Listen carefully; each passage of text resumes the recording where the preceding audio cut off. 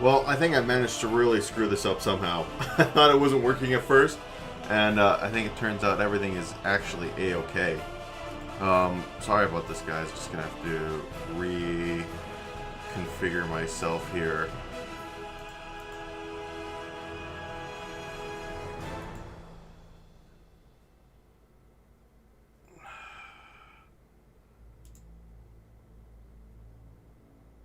Perfect. Okay. Looks like things are working well. Sorry about that, everybody. Yeah, I really kind of messed that up. Here, let me post the new link back into the Discord. There we go. Okay, perfect. I think we're good to go here. So I'm just adjusting the screen next to me so I can see everything, see how things are going, and watch the stream in real time. Perfect, perfect. Okay, it looks like things are going well. Let you guys let me know how it sounds, how it looks. I can see how it looks. It's looking okay. I'm not looking okay. I'm looking a little haggard, to be honest. So,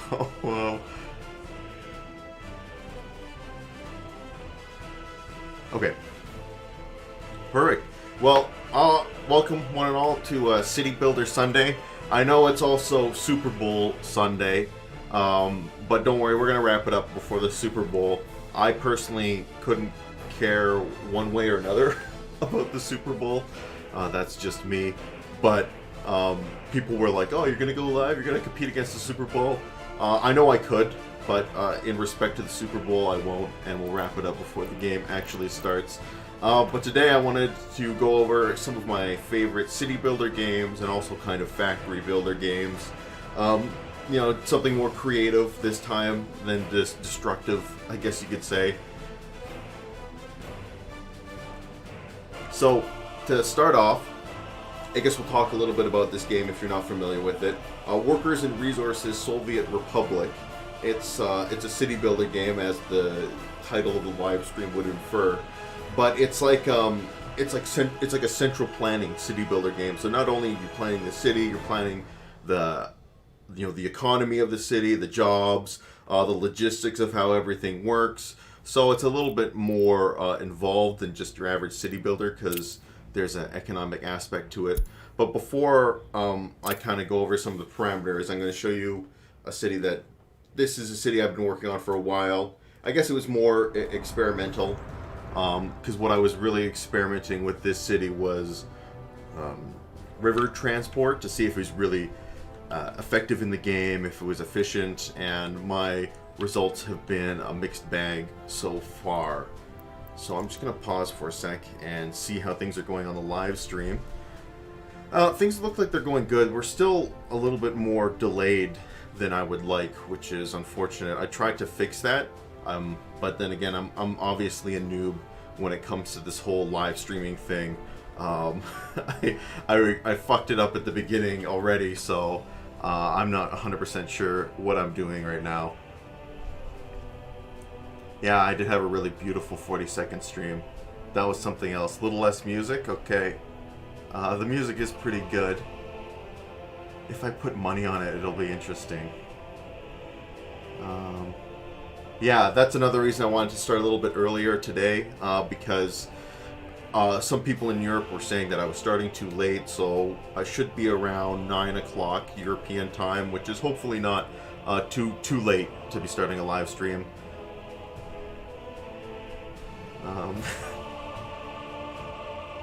Can I play this competitively? No, you can't play Soviet Workers and Resources competitively. Alright, so let's kind of jump into this game and what it is. So when it comes to starting any city in Soviet Workers and Resources, the number one thing you always want to get is you want to put down your fuel refinery, which is this son of a bitch right here. Don't have enough crew, I think. I wish I could get more people working in here. You can have a max of 500 people working at the oil refinery, but we only have 75 right now. Granted, it is the middle of the night. So you don't even need to actually be building oil derricks at the start. You can just plain outright buy the oil resource and then convert that oil resource into bitumen and fuel, and then you have a nice little train track here. I've got a train here, which is loading up on that juicy fuel, and obviously that cash as well. And then he's going to take the railroad, and he's going to take it all along here, up across the mountain, take it to the border, sell it off, and then obviously come back. And that little route will be our money generation, or it's my money generation tool at the start of any Soviet Workers and Resources game. And that should get you, that should be enough to get you started, because like I said, the profit you get from the refined fuel and bitumen is pretty substantial. So substantial that, like I said, you don't even need to worry about oil derricks at the start. Here goes. I just like, so one of the things that I love about this game is it kind of brings out that like 6-year-old or 7-year-old in me, like, just watch the model trains go back and forth with my oil, and of course, you know, cash, which is nice as well. But anyway, as I was saying, that you don't even need to worry about building oil derricks, but when you do, it's then like you unlock a whole nother section of income, right? You basically double your income. Something is not going on, not going well here. Why are my vehicles not refueling? This is not good.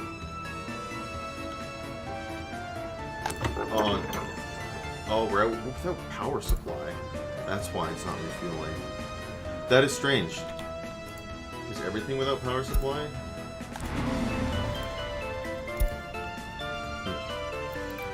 Maybe I just need to build a substation there. Because that is very weird. Although I haven't played the city because I recently updated the game pretty substantially. So I'm wondering if maybe they changed some things, or... Am I giving power? Oh man. So, okay. We'll... This is a pain in the ass to have at the start of the live stream. Because one of the things that is not the best about this game is when it comes to the actual interface. It's still in early access, right? So the interface is rough, and the UI can be a little bit rough and very finicky. And honestly, it's one of my least favorite parts about the game. So I'm not sure why all of a sudden this little fuel station is not getting electricity. It's very frustrating, and I'm wondering if it's maybe that they changed some of the radiuses of some of the buildings since I last played.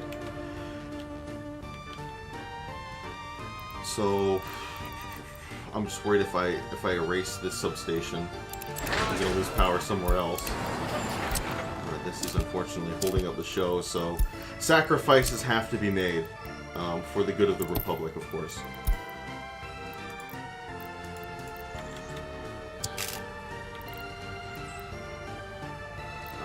Different type of wire, and of course you can't connect two different types of wires. They have to be the exact same. Okay, well, okay, and at least now this place is operating with power. So hopefully that didn't knock out the power, like say in the kindergarten. No, the little children still have power, thankfully. So anyway, back onto what I was saying. Now all these guys can finally get fuel. They've been waiting for so long. It's been it ground the entire economy of our republic to a halt. So anyway, once you set up your fuel line or your fuel refinery, when it comes to my sort of residential areas, I center it around the bus platform, because one of the things you really need to do in Soviet Workers and Resources Soviet Republic is you have to basically shuttle everybody back and forth from their places of work, from their places of residence to their places of work. So you need like a public transportation system. Eventually you can start to get cars, but that's a little bit further down the road. I'm not that far in this particular playthrough to have a car factory or even have people capable of affording cars. So they all got to go to the bus station. So always put the bus station in the center of my residential complexes, and then the residential complexes kind of surround the area. And the key factor you want to be aware of is, I believe the bus station has a radius of 150 meters. So you want to keep all your, or maybe it's a little bit further than, maybe it's 200 meters. Oh no, it's actually 300 meters. So anyway, 300 meter radius, and you want to make sure that you're keeping all your central buildings within that 300 meter radius of the bus station, so that people can easily walk to it. Because, of course, because people don't have access to vehicles, they don't have access to cars, they need access via a walking path. So they can leave their places of residence, they can go to the bus station, and then go to their places of work. And when they come back, I also have, like, the bar is in the center of the residential complex, the grocery store, I have a school, so the people can just drop their kids off at school before they go to work, and I have a little kindergarten, so people with smaller kids can drop their kids off on daycare before they go to work. And then on the periphery, we have, of course, a cinema, and then a beautiful statue of Lenin here.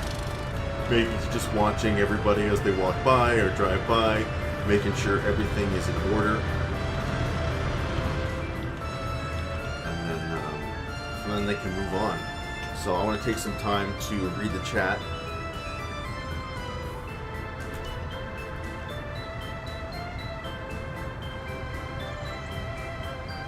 Oh, good for you. Good for I don't know if you're Will from the Discord who was saying that that you just bought a house, but if you did, good for you. Congratulations, man. Like the mandatory rush for the Eastern Bloc, even the new buildings. Is the music too loud, guys? I can turn it down a little bit. Does this game have historical events? Actually, I'm not mistaken, they just added in historical events into the game, like, very, very recently. SimCity Chernobyl. If you haven't played this game or seen this game, like, it's actually kind of a treat to see it for the first time. It's really interesting. Can you get a nuclear reactor? I'm not sure if they have nuclear reactors in the game yet. Let's look at, I'm not looking at the wrong thing. Where is, oh, this is new. They must have just added this in. I even, like I said, it's still in early access, so I only played this game maybe 3 weeks ago, and they've just added in a whole bunch of stuff that I haven't even seen 3 weeks ago. Like, I'm not even familiar at all with this whole tourism section, so I'm gonna have to learn that. So when it comes to our actual power sources, I'm pretty sure they energy related. Oh, we do have a nuclear power plant. I just have never actually built one. Like, look at the cooling tower is gigantic. Wow, that's a gigantic beast. But right now, everyone is powered off coal. Oh, it's a steel mill. Oh no, I'm actually importing all my energy. I haven't even built an energy sector in this particular city. Here's my import, so I'm actually importing all my energy, which really is pretty cost effective, honestly. Energy is pretty cheap, so at the start of the game you can import energy and not worry about it too much. So yeah, you can build nuclear reactors, I just have never actually built one. Yeah, the music's a little bit too loud. Okay, let's turn the music down just a tad.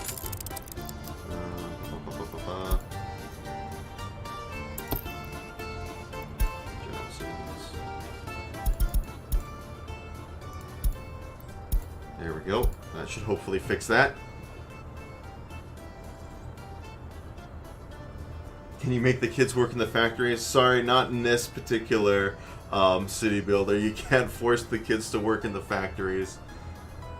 No, the AI is not very keen on following traffic laws. Nice. Well, I'm glad that I can give you some entertainment at work, if you're, like I said, if you're waiting for the Super Bowl, pre-Super Bowl entertainment. But let's look at something else here. I've actually built, so one of the things that they've started putting into the game is pre-built towns. So you can see that this map is huge, right?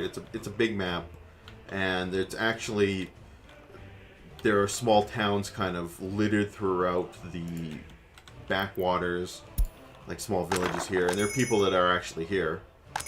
See, you can see the people are living here somehow. Not very many. But, so yeah, they just started adding in these little villages and stuff like that. So it's like it's actually more than just a city. You are building almost a republic. I guess that is the feeling I think they're trying to bring with this game. But right now I've kind of started to develop this little town here. I've added in a fabric factory and a clothing factory, which most of the people in this town work at. And then, of course, I have sort of logistical trucks bringing fabric to the stores over here, along the river, or back over here. So you're kind of trying to build a whole, like logistics is a very big part of the game. You're trying to build like a smoothly working logistical system, and honestly I'm still not even that good at it. A lot of the times, like when I look at my city, like I see all the imperfections and all the inefficiencies and every like little thing that like sticks in my eye, and like I gotta fix this up. Oh my god, what's going on here now? This guy ran out of gas in the middle of transit, and he's blocking up everybody. He's blocking up my, well, the whole economy basically. This guy, he's trying to sell, like these guys are just trying to sell goods. He's trying to sell steel. He's trying to sell fabric. Oh, Jesus Christ. What the hell am I going to do? Can I just sell this vehicle? There we go. For the greater good, I just had to sell the vehicle.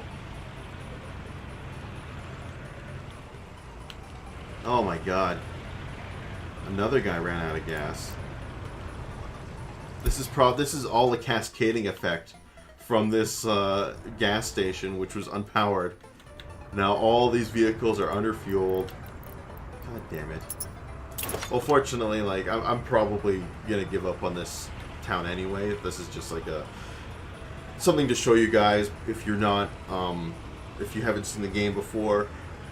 Particularly like for a live stream format like this, I think starting off a city builder game can be pretty boring. So I decided, like, for this format I wasn't gonna really start something off. I am going to I'll reveal that this is going to be the next game that I'm going to be doing sort of a let's play of, and I'm going to be starting a town from scratch. And if you're interested in how to actually play the game and some tips and tricks and how to start out, that'll be the place where I'll put that kind of stuff. But like I said, this is going to be like a chill live stream, just showing off some of the this is what all stuff I've done before I came back, right? This is just me playing in my spare time. People out here in the farms. This is something new that I started, but I don't even think that... Yeah, I don't even have people working here. I haven't set up public transport or anything like that.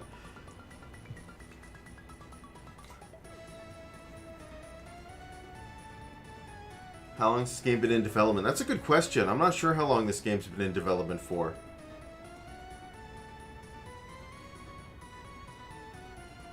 Arrested for espionage. Yeah, so yeah, we will do a new start for the actual Let's Play. Like I said, my whole thing for this town was trying to start up these, set up these barges to try and send goods up and down the river. And if you only care about volume, then it's great. But if you care about things like efficiency and time, then it's not so great. Because these things, like, they move slower than molasses. These bastards. I wonder if I have any in motion. I don't think so. Oh, here we go. Oh, this is an actual, like, real ship, though. This one moves a little bit faster. He can go at 12 knots. Those barges can only go at 4 knots. This is this is the wood barge. He comes up here to the lumber mill. And then, of course, they take everything down the river and sell it for profit. This is a surprisingly capitalistic game for a game called Soviet Worker and Resources. Do you get to name your cities? I actually believe you do. Can I rename it? Yeah, I can. Oh, sick. Yeah, I can rename it whatever I want.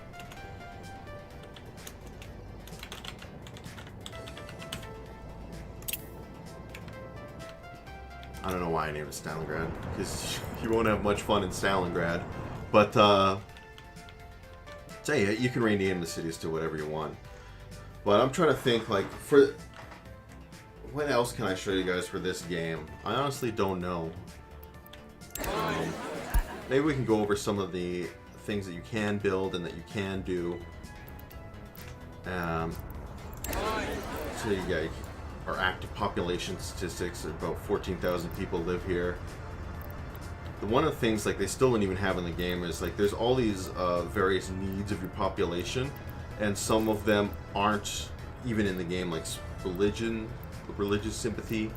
Like there's not even really you can't even build any churches or anything like that.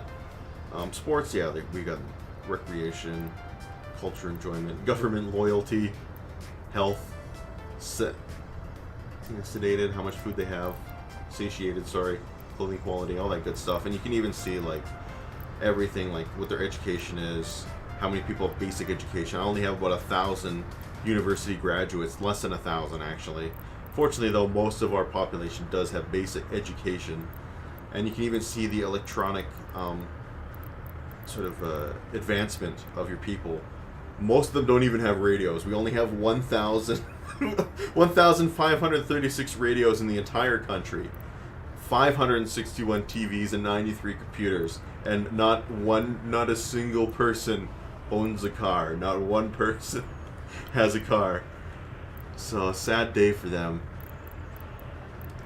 And of course, all nice. We also got our demographics: productive workers, babies, children, and we'd have 0 21 plus adults still living with parents. That's great.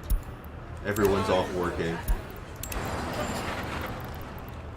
So like there's tons of stuff in this game like I haven't even explored. Like I've never even built a cableway. What can you even do? Oh, that's interesting. Maybe I should use cables to move coal. Usually these are my coal production facilities. They're just basic conveyor belts that bring the coal down from the mountain into the processing plants I have here. Like I said, I'm not even using the coal for power. I'm actually using it to manufacture steel, which then of course I put on these barges and sell. What the hell is this guy doing? He's waiting to get his space harbor. Oh, he's just chilling. Are there any secret police? I don't think so. Not yet, at least. I don't think there's any secret police. No, as far as I know, this is all strictly economical. We can't change our car factories to produce tanks yet. Am I excited to see the Mass Effect, the new Mass Effect game? Yes, I am very excited actually to see the new Mass Effect game. I can't wait. I'm hoping that they don't manage to fuck it up, which, knowing EA, they definitely will. But regardless, I'm still excited to see what the final product will be. Yeah. So yeah, we can't. Airplanes. This is all new stuff to me. This is great. That's one of the things I do honestly kind of like, especially about really good. I think this is a good early access game, that they're actually adding stuff on a frequent basis. And this is one of those games, like I've owned this game probably for a year, probably over a year now, but I come back and I play it every 2 or 3 months because the developers are really good at adding in things to the game, so you can always come back and see something new and see something interesting. And I have no idea when they're actually going to finish the game. Probably never. Where is the car factory? Engineering industry. Yeah, vehicle production. We have vehicle, we can build, so these are actually like building cars, building trains, building a ship, building an airplane. So this is like, yeah, advanced engineering industry. And you can see that. So if I were to say, I don't think I can just build it from the ground up. Let's, just for shits and giggles here, I'm just going to put it down. An air production facility. If I can find an actual space to put it down. Here we go. Actually, I can't keep it next to the road, so maybe I could actually make use of this. Wow, this is going to cost me a lot of money. It cost me 500,000 rubles. So another thing, like, one of the things that's interesting about the game is that, like I said, there's a very heavy emphasis on resources and logistics, and you can buy all of the resources you need. So to build this facility, this is what we need to finish. We need 400 tons of concrete, or sorry, yeah, 400 tons of concrete, around 300 tons of gravel, 250 tons of asphalt. And you can produce all of these resources within your country and then hire your own construction workers to go out and build it. Right now we're hiring contractors basically to build this for us, and we're buying all the resources from other countries. And you can, like I said, build it all in-house, so this costs you actually 0 cash to build. If you know, you build up your industry to that point. I actually usually don't I actually usually don't do that, because in my opinion they don't give you enough incentive to do that. It's way easier just to start kind of like with medium tier resource buildings and then import the lower tier resources because they're so cheap, and then turn those lower tier resources in your medium tier resource building into, you know, something more profitable. Case in point being your little refinery here. Yeah, this is taking a long time to build. But I just wanted to show basically how some of the production works and what resources you would actually need to build airplanes if you wanted to build airplanes from the ground up, like have an entirely domestic airplane production capability. What would you need? What resources would you need? How would you make it work? Or would it be just more effective, like I say, just to buy the resources, buy the prefabs outright?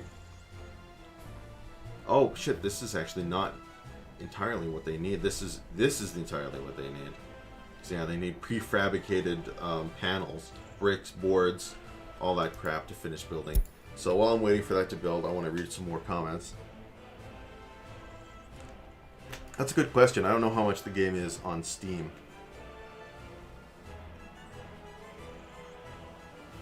There you go. Thanks, Sultan. He knows. Can you choose any date to set? Yes. Before I move on to the next game that we're going to be playing for this live stream, I'm going to be doing that here pretty quick because I feel like I'm kind of running out of stuff to do for Soviet workers and resources. I'll show you what settings you can put into the game when you start a new game. But before I go, here's another thing we can talk about, is like how the economy works. They've obviously got a very sophisticated system here, so you can see exactly how much money you're making. Right now, I've not made very much money this month because I spent all of it to build this airplane production facility. See, so it's costing us. Sorry, excuse me. So it's cost us 90,000. Close to 100,000 rubles in manpower to build this facility right now, and then almost double that in terms of resources, and then of course your delivery costs. Right? I don't know. I know not this kind of stuff isn't for everybody. I love this kind of crap, like the spreadsheets and the numbers and like everything going. Let's see last month. How did I do last month? Oh, I lost a bunch of money last month too. What resources did I import?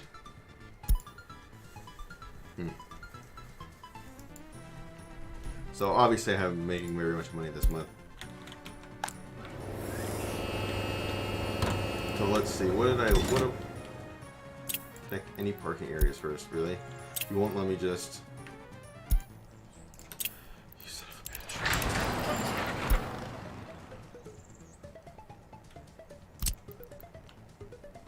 bitch. How am I going to connect them, though?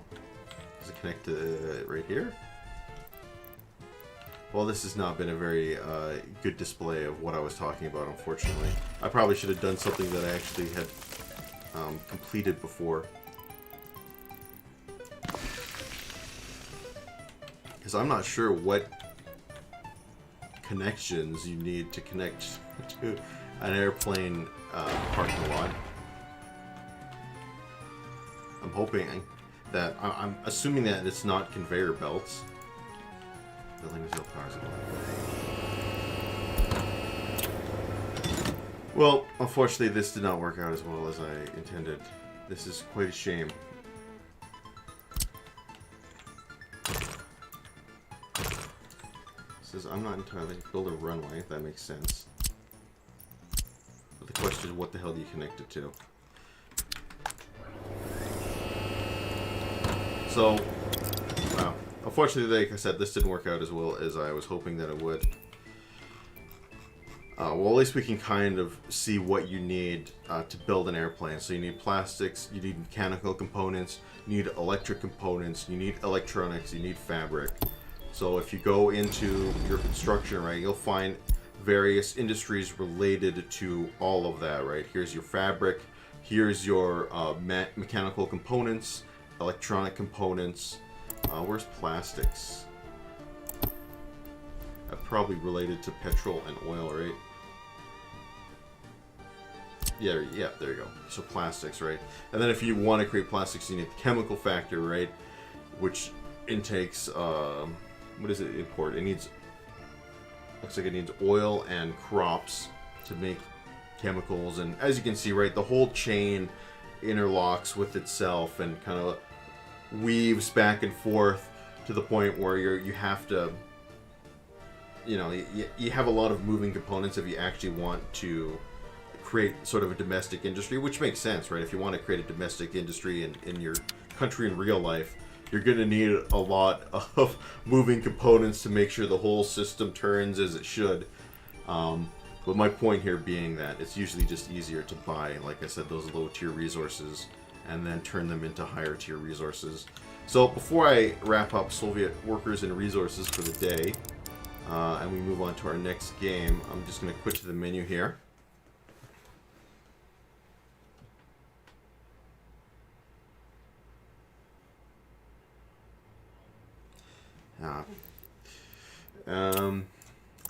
Yeah, so choose a new game. So they just added this too: Flatland with hills, Eastern European with hills blank, and then Eastern European with population. So when you start a new game, you have a bunch of different settings you can set. You can set your money amount all the way from an unlimited to a very, very strict budget at the start. You set your citizen satisfaction meters. Excuse me, let me grab some water here. To the point where, yeah, so you can make it so it's very easy to fulfill your citizens' needs and demands, all the way to if citizens don't get what they want, they will react very negatively. I'm not sure what happens. Usually I just set it at medium. If citizens don't get what they want, they will be cross and react accordingly. For your energy, you can take off energy management completely. I usually put on energy management for both building and vehicles. So you need to power both your buildings and make sure your vehicles have gas. And if you don't, you can see some of the consequences that happened. People just run out of gas in the middle of the road and everyone pauses behind them and it's just a disaster. You can set your day-night cycle, your seasons. That is something that they just added into the game, is a heating system and a seasonal system. Of course, this being Eastern Europe, when I played this game just after they added in the heating system and I had no idea how it was working, I completely messed up the city. People had no heating whatsoever. It's like negative 30 outside and people can't get their houses heated. They're like dying. They're leaving en masse. It was a disaster. You can set your building fires. And here's what someone asked about global events, other historical events. They just added this in. So I don't know exactly what global events they've added into the game. When I do my Let's Play for this game, I'm going to enable global events because I'm very curious to see exactly what they have added. We can see on the tooltip it says enable global events like epidemics, market price changes, etc. Pollution. I enable pollution, right? So if you have people living next to factories, they might not like it as much. Of course, being a Soviet republic, you have a lot more tools to deal with that. And you can set your starting year, and vehicles that you have access to are based upon the starting year. So if you start in 1980, you'll have more advanced vehicles versus if you start in 1960. And then, or you can actually, I guess you can just open them all up if you wanted to, starting in 1960. But I usually lock it according to year. And then when it comes to education simulation, you have the ability to either set it as simple or complex. I usually do complex, which is that you need a kindergarten. You need to teach your children at school. Parents with children under the age of 6 can only work if you place their children in kindergarten. So that basically means that you need to have some sort of daycare system. If you put it on simple, children will automatically receive basic education, no elementary schools needed for newborn citizens. Parents can work even if their children are under 6 years old, no kindergarten needed. So it gives you a lot of options, long story short, to customize the gameplay of your the gameplay experience that you want. So usually what I do, I'll usually put it on medium money, reasonable, energy management. I'll put building into vehicles. I'll enable most of these, put on normal fires. I like to start in 1960 and lock it according to year, but that's just me. And then keep it on education, complex education. That's the setting that I like to go with. But that's just me. So with that, I'm going to wrap it up for Soviet workers and resources, and let's look at the next game that I wanted to go over for the day. You guys can see my background and screen and everything. So for the next game I wanted to jump into, Satisfactory. Another one of my favorite games that I've been playing recently. Hopefully this doesn't, I should have gone into this and changed all the audio settings. I'm worried that the audio is going to be ear-blowingly loud.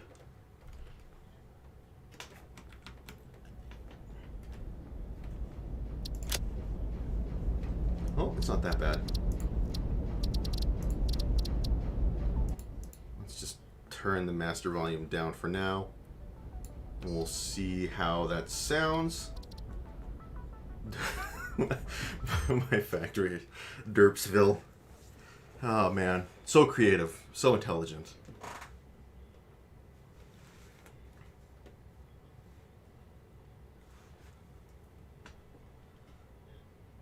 Set up super chats. I don't know how to set up super chats, to be honest, so that'll be some point in the future. I'm not in a rush to set up any of that kind of crap. You know, I don't need the money or anything like that. I'm not strapped for cash. Things are going well, so I kind of feel a little uncomfortable doing that kind of stuff to begin with anyway. But at the same time, it's like, if people want to give you money, it's pretty hard to say, well, I just refuse to accept it. You know? So, yeah, my feelings are conflicted. So anyway, this is Satisfactory. I'm a big fan of this game. This game, to me, is really, really mind-blowing. So I'm going to go to my factory when I get there.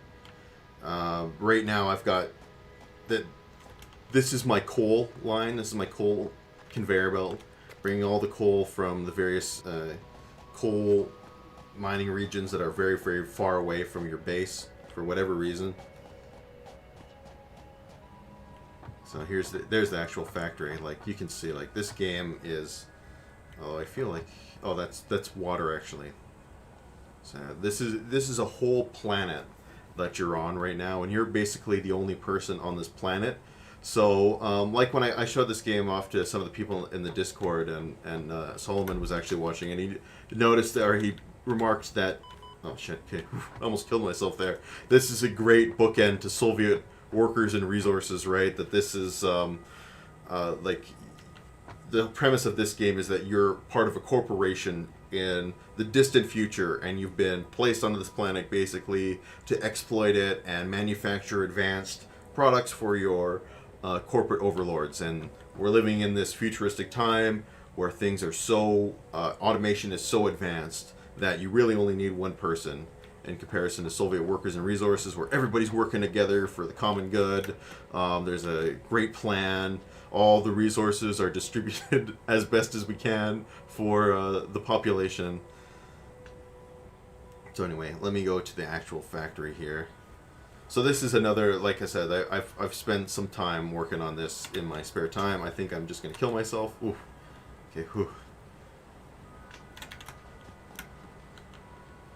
And this game is a huge friggin' time sink. Like, it is one of, when it comes to like Zen games where you can just kind of chill out and build something wonderful, this game is one of the best I've ever played. But like I said, holy smokes, is it a friggin' time sink. Look at this beauty. Oh my god, someone's attacking me. Oh, there's aliens here attacking me. Oh, we'll deal with them later. But I want to get to the actual factory here.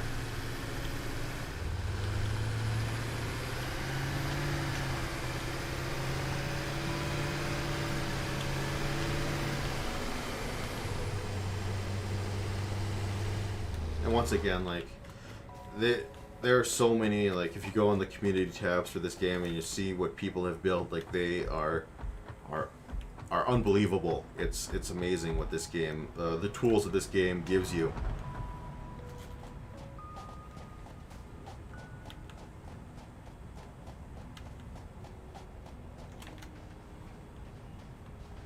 So it's like Minecraft. I wouldn't say it's like Minecraft. It's more like first-person Factorio, I would say, is definitely a much better analogy. So anyway, yeah, so if you've ever played Factorio, this is definitely a better comparison. So again, it's similar to resource extraction and then turning those resources into advanced goods. And then, of course, this game doesn't have an economic aspect to it. Basically, it's all about, like I said, sending those advanced resources to your corporation. So this is the space elevator that you're sending all those resources to. And as you send more and more of what they're asking for, they'll give you more and more technology, and you'll unlock more sophisticated machines. And another thing that this game does really well is build upon itself, right? It starts pretty simple, and then things get complicated at a very good pace. I can't think of a better way to say it. Like, the pacing is very good. You don't feel overwhelmed with the complexity. But I feel like if you've never seen this before, like, this looks crazy. Like, this probably looks crazy. Like, it looks like I'm friggin' curing cancer here or something. But this is the bottom floor of the factory where you bring in the resources. This is iron right here. This is mainly for iron production.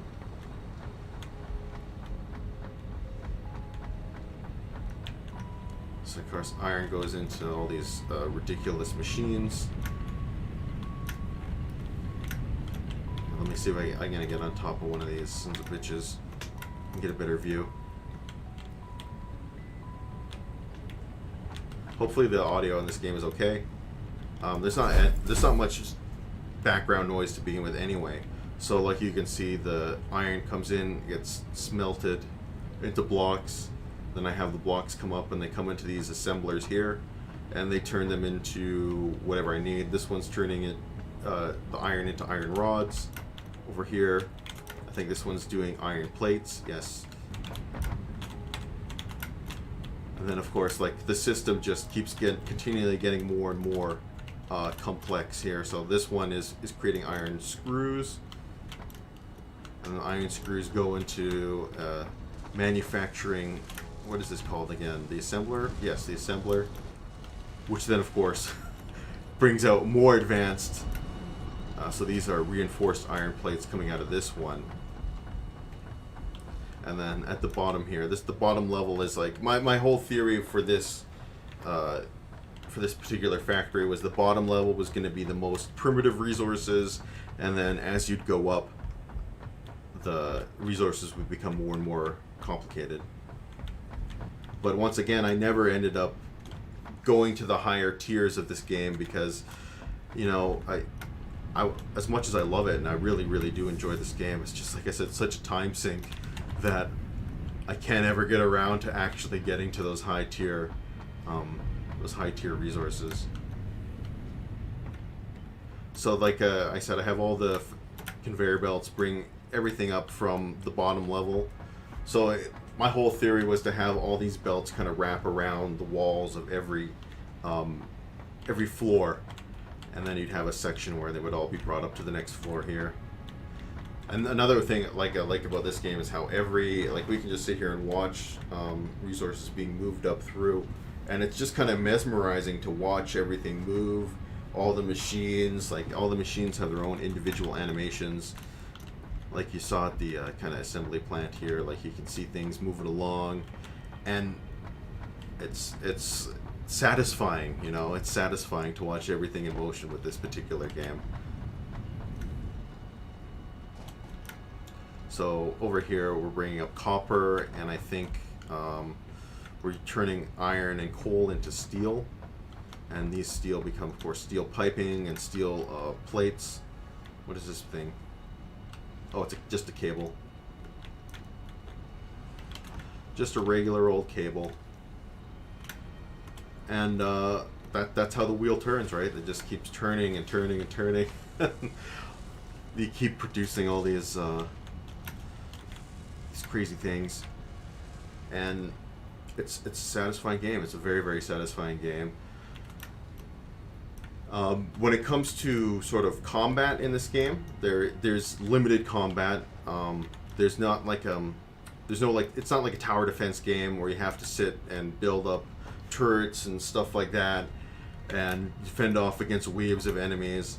But there are some, like as you saw when I was driving away from the base, that there are some minor enemies that will attack you and potentially kill you, and you have to go out and explore because this is a huge planet, right? This is a massive planet, and you don't have a map or anything like that. I don't think you do. Yeah, I don't have anything. So yeah, this is a massive planet,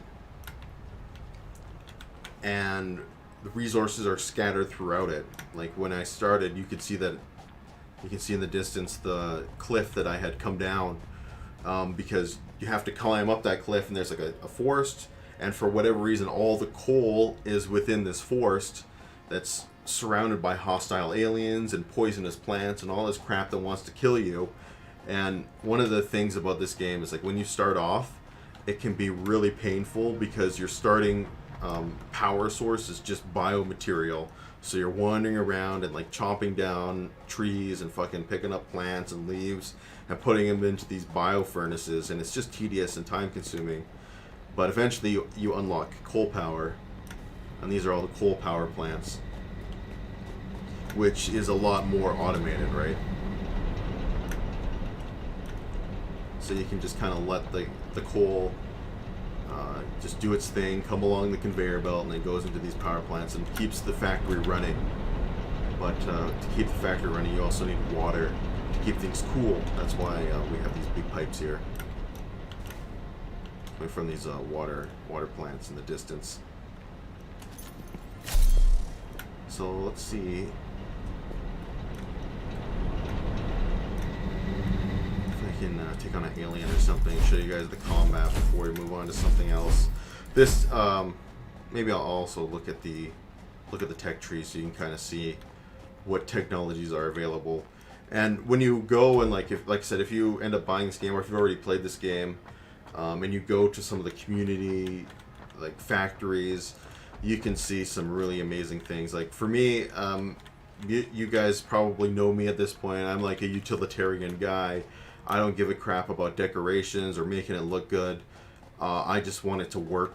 So you can see my soulless orange paneling. Other people have like a much more sophisticated designs that actually look nice and are appealing. I don't have, I just don't have an eye for decoration. So when it comes to researching, technology is unlocked basically by... Oh man, yeah, I need to advance to the next tier. I need to build, send more resources up to our massive corporation. What are they asking for again? I can't even remember. They need these things, versatile frameworks. I do have those coming in. There's some. It's just going to take forever. That's probably why I stopped playing this map, because I didn't have my versatile framework resources very well optimized.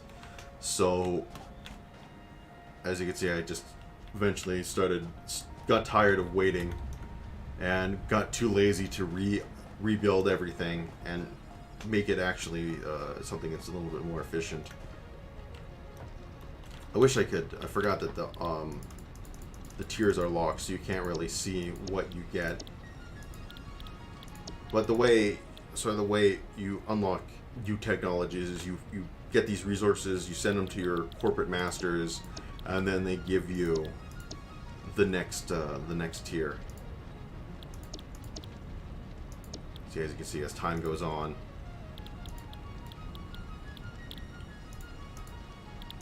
you unlock more and more tiers, and it's a cool game. It's very, very cool, very interesting, and honestly, I really don't have many bad things to say about it.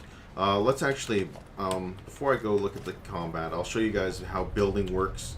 I should actually spend some time to look at the chat and see if anybody has any questions either. Is this multiplayer?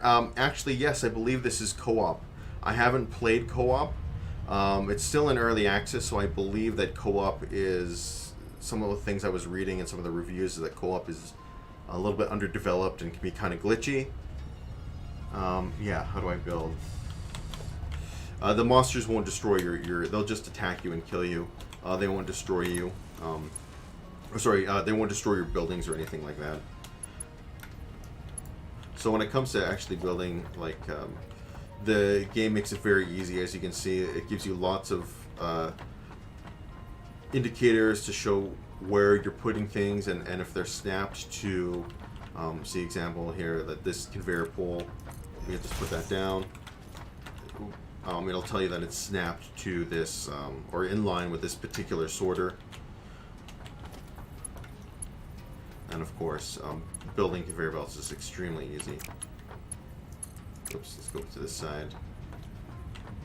And then if you want to turn it, you just rotate the mouse wheel here, and you can put things on an angle very easily.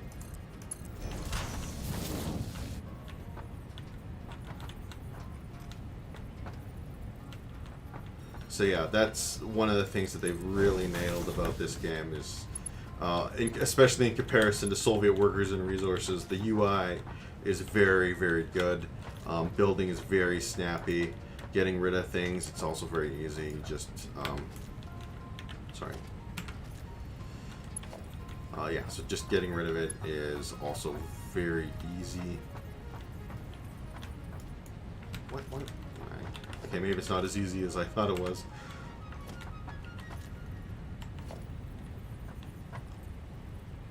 Why am I having trouble here?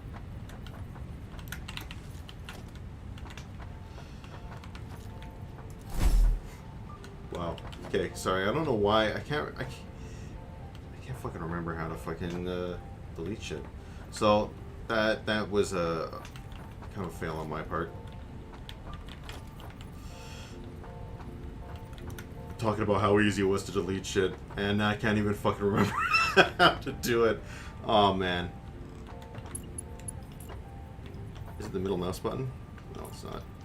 Oh, that copies whatever you're building. But either way, very, very good game. Very easy to... It's very easy to learn and very difficult to master. Oh, that's how you delete shit. It's F, isn't it? Yes, that's how you delete it. There you go. Sorry about that. All you just do is you hit F, and it brings up your deletion tool. I thought your build tool, or your deletion tool was within your build tool. But it's not.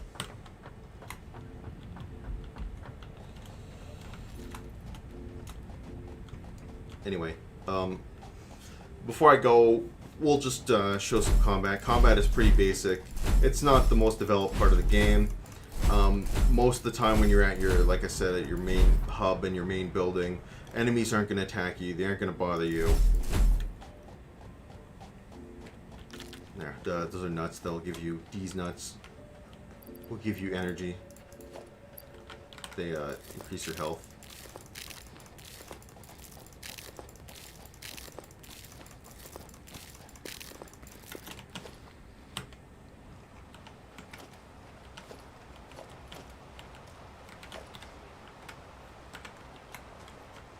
What happened to my...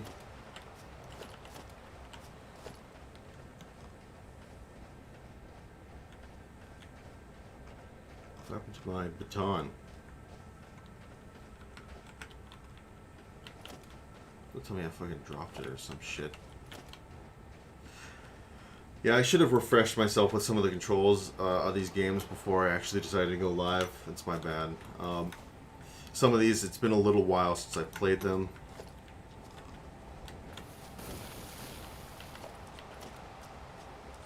And now I can't remember.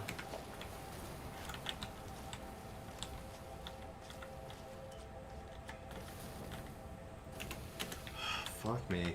Sorry guys, I can't remember what my inventory key is.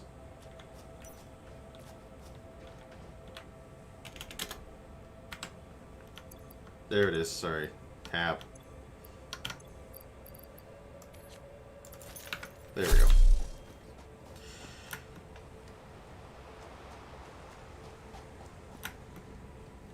But yeah, as I said, combat is very basic. You know, beat up this weird looking alien.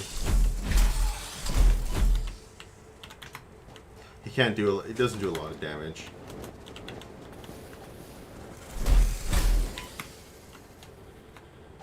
And there he goes. Can't loot him or anything either. At least I don't think you can. Can I delete him? No, I can't delete him, unfortunately. But yeah, combat's pretty basic. Enemies get more and more advanced the further away you get from your main base. Like in that jungle up here, you can get some pretty powerful enemies. And when you die, all that happens is all the stuff in your inventory here, you lose. So I've got I got a pretty sizable amount of crap in my inventory. Even got a gun. So yeah, you get more advanced weaponry as time goes on. So I could have actually fought him at a distance if I wanted to. But anyway, all you do is you lose your inventory. Oh, I just got a chainsaw. Yeah, this is what you do to take down trees, get biomaterial.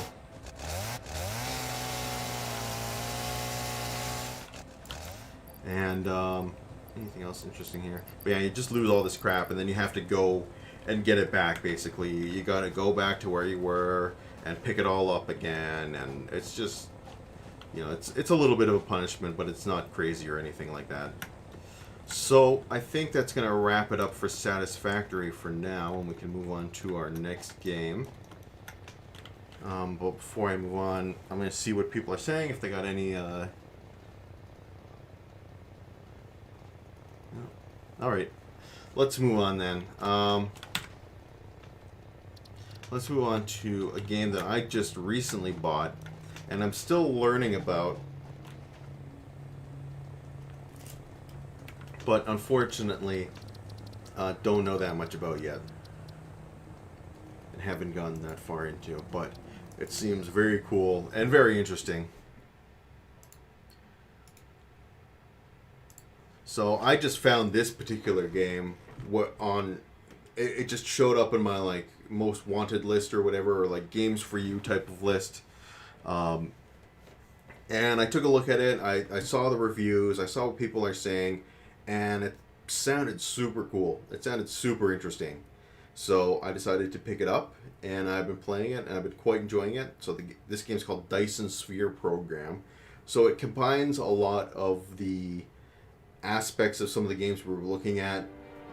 It combines aspects of Satisfactory and maybe, I guess you could say, like Soviet Workers and Resources, but kind of puts it on an even greater scale. Let's turn it down. I bet that's way too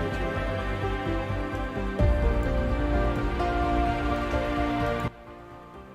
There we go. That's probably a little better. But like I said, I'm still learning this game, and oh man, fuck, I'm stuck on my subsidiary planet.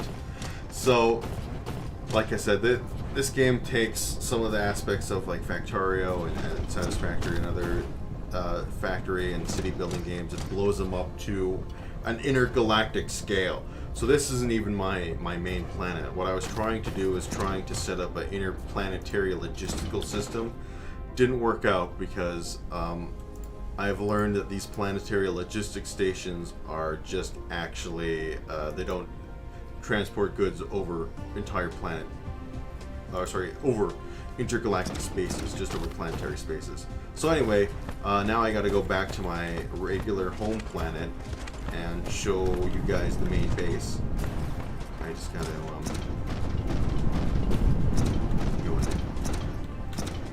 fuel up here. So the way this game works is you're like this mech. You're instead of a person, you're this mech, and this mech has various capabilities. For example, it can fabricate resources, it can fly, it can build stuff. It's pretty cool, but you have to keep it fueled, or you'll run out of fuel and basically not be able to move, and it fucking sucks. So try to avoid that fate. Not the best fate. So let's get out of here. So as you can see, you can just take off, no problem. You just got to remember which direction the home planet is in. I think it's right over here. I'm pretty sure I'm on Thumb Alley 3, if I'm not mistaken. Yes, that's where I am. So, I'll speed this up a little bit.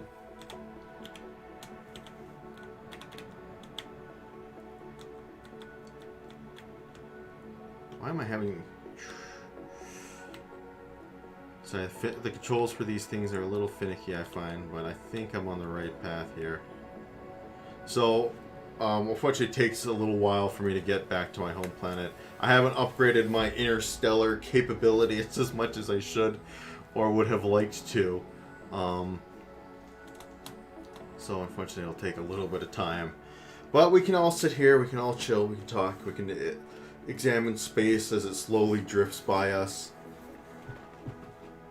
Am I a transformer? Yeah, I don't know if I'm a transformer. I don't exactly know what he is. He's some sort of mech or something like that. Pay $10 for a Wayland Yutani skin, yes.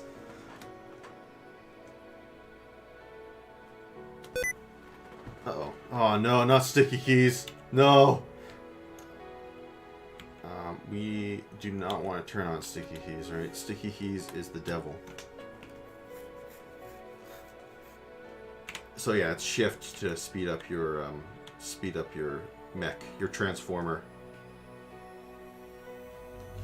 So we're still 1.10 AU away from our home planet. I don't know what AU is. Maybe somebody can tell me. Apparently, this game is very heavily invested in like actual like physics, like learning physics and high level sort of. If my understanding is correct, the Dyson Sphere is basically you're building like a power plant around a star and harnessing the power of the star to fuel, extraordinarily advanced technology. So if I'm not, I believe that this game is very, very true to the advanced physics when it comes to building a Dyson Sphere. I haven't gotten to that point yet, That seems to be like the end game of this particular game. So I would love to be able to actually see what happens when you get there, because the technology in this game is really, it's awesome. It's super cool to see how things are developing and what you get over time. So here we go, we're back at the home planet here. Almost used up all my fuel and resources to get here.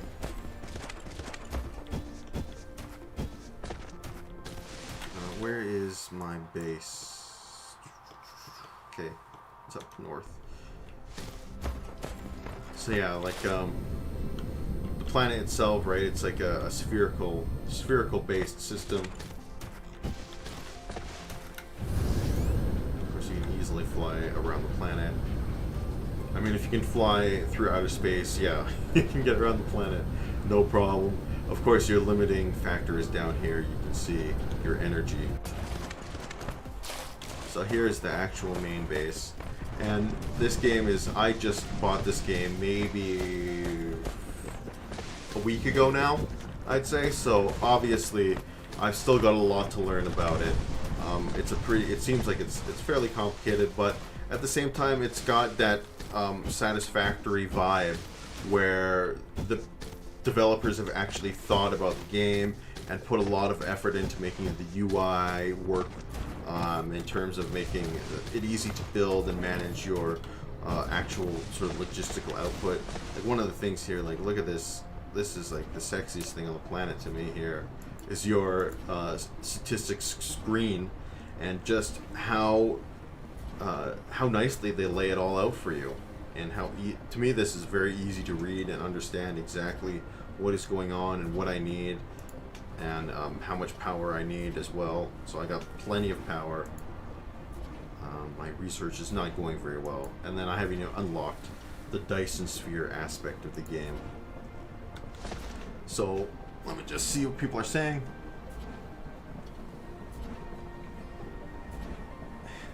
Yeah, I should turn the notification for sticky keys off. Astronomical units? Maybe. That probably is what AU is. Yeah. It's an astronomical unit is the distance between the Earth and the Sun. Wow, that's cool. I definitely learned something new today. I'm happy to hear that. So anyway, back to the actual game itself.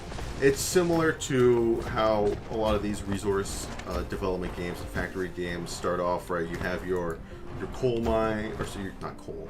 You do get coal. Your copper veins over here is sorry, no, iron is actually over here.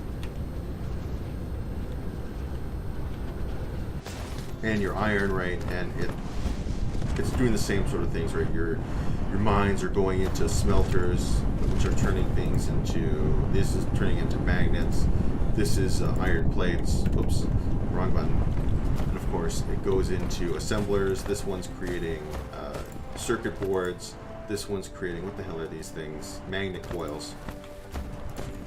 And then the way research works in this game, it's also resource based.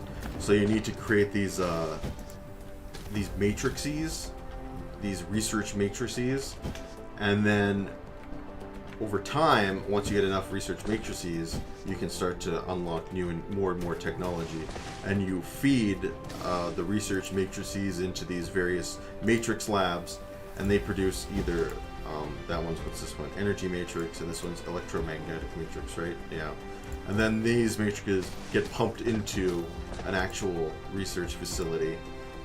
Right now I'm struggling with my, what was this, energy matrix? Yes, energy matrices, because they require hydrogen. This requires hydrogen and electric graphite, and I'm struggling on the hydrogen front. Oh, I know what the issue is. So, one of the things that's really weird about this game is I have no use for all this refined oil. I have so much oil that's being refined from this planet that I have absolutely nothing to use it for. So I just end up deleting it all because it's a useless resource. And the only reason why this matters is because when it comes to refining the oil, so So the crude oil comes from this refinery here. Comes down to its processing plant, which takes the oil and refines it. And part of the refining process is that it creates hydrogen, which is what I actually really want to advance my research. I don't give a crap about the oil at all. So it just ends up being a useless resource that I have absolutely nothing to do. And I need to find some way that I can actually make use of it, because what happens is all my storage tanks get filled up with oil, and then it shuts down the actual process here. One of the cool things about this particular game is when it comes to how you can set up your conveyor belts and your systems, I think what they have done is very intelligent. So let me show you here. I'll put down a conveyor belt. Build a conveyor belt. I need iron.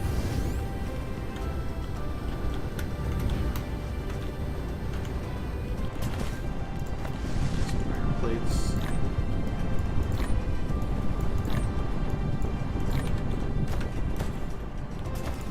I'll take some, just to be safe. So anyway,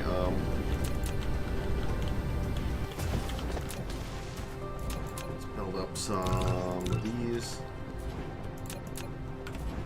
So the way building works is that your mech, your transformer here, will build whatever the building module is within him. So the mechs have an internal fabricator, so you can fabricate all your resources on the fly. And one of the best things about this game that a lot of these kind of games don't do is that they will just automatically refine basic resources into advanced resources for you.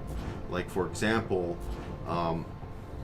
in order to build these conveyor belts, I need these gears, which are refined from iron plates.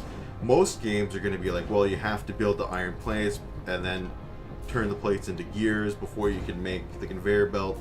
This game will just automatically put refining the iron plates into gears as a task, and it just makes life so much easier. So anyway, so if I want to put down some conveyor belts, I can put them down very easily. So the way it works here is that your transformer has little drones, and these drones fly out and lay down the various buildings. And you can also very easily get rid of all these buildings. You can easily dismantle them, and it goes right back into your pool. You lose absolutely nothing by dismantling buildings, which is awesome. I love that. It just puts that module back into your inventory.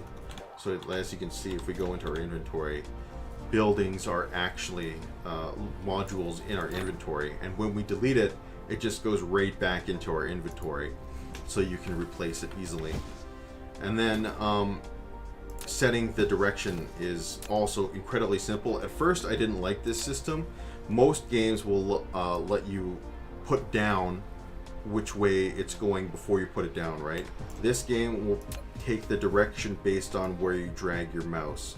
So if I drag it this way, you can see the dots here are going one direction, and when I put down the conveyor belt, you'll see that, of course, it moves in that direction that I dragged my mouse. And if I want to take it the other way, I just start here, dragging my mouse that way, and it's going to go in the reverse direction. Very simple, very easy, efficient. It's awesome. It's like they've clearly thought about this system. This is also, all these games actually I've shown are all in early access. So, and then when it comes to actually sorting and moving things from conveyor belt to conveyor belt is very easy as well. So for example, if I wanted to, say, take things from this conveyor belt, I can build a sorter. I start it here, I drag it to the other conveyor belt. You'll see the bridge, the direction that it's going. And then if I had multiple, here, so I'll just show you this for just finish what I was doing. Put down the sorter, right? Oh shit, it needs power. So it'll just take the resource, it'll grab it, move it to the next conveyor belt. No problem.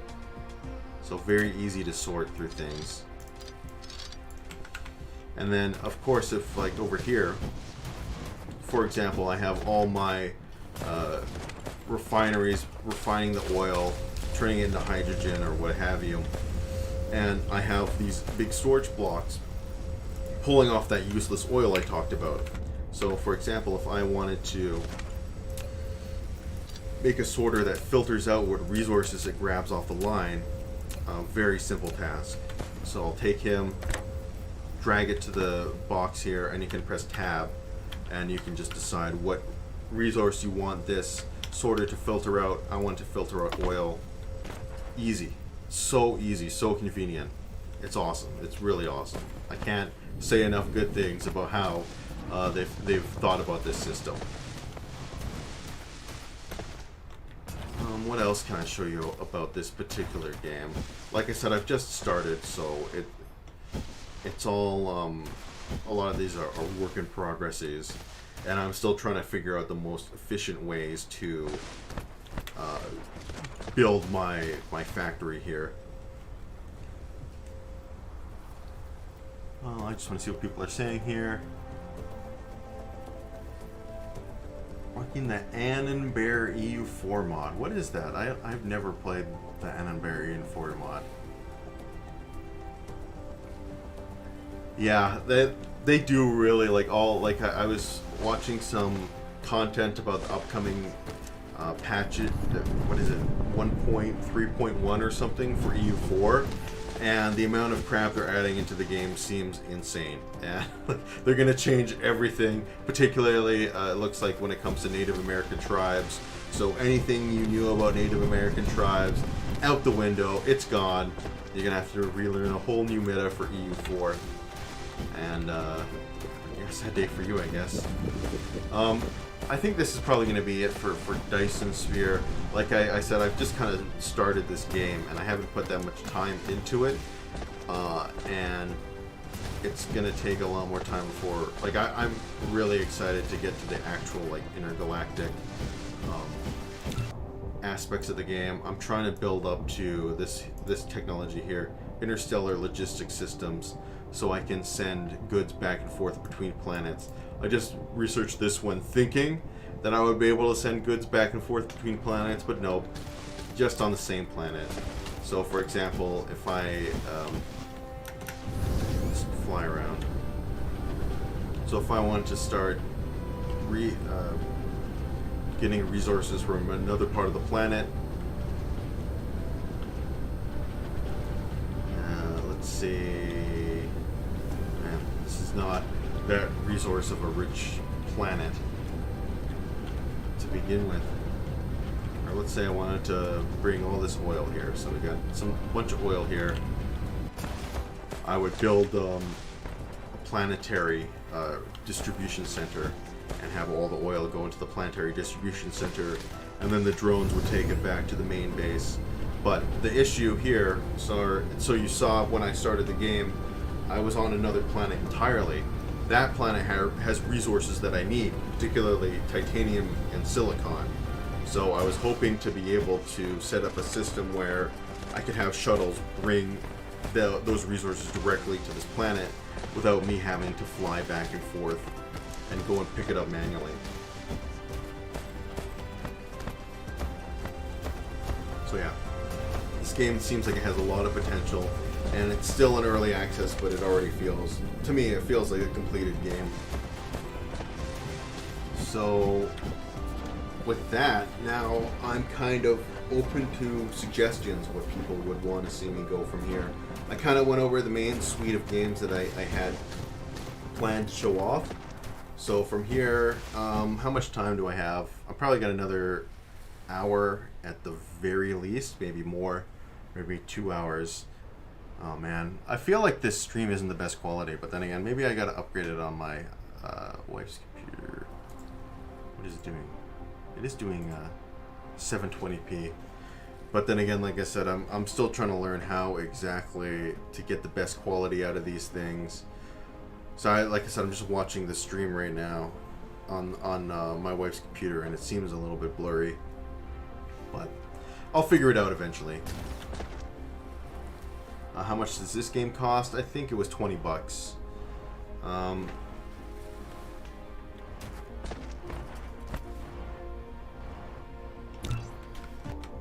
see here. You know what? So we'll save this. As you can see, I have really creative a really creative save name system.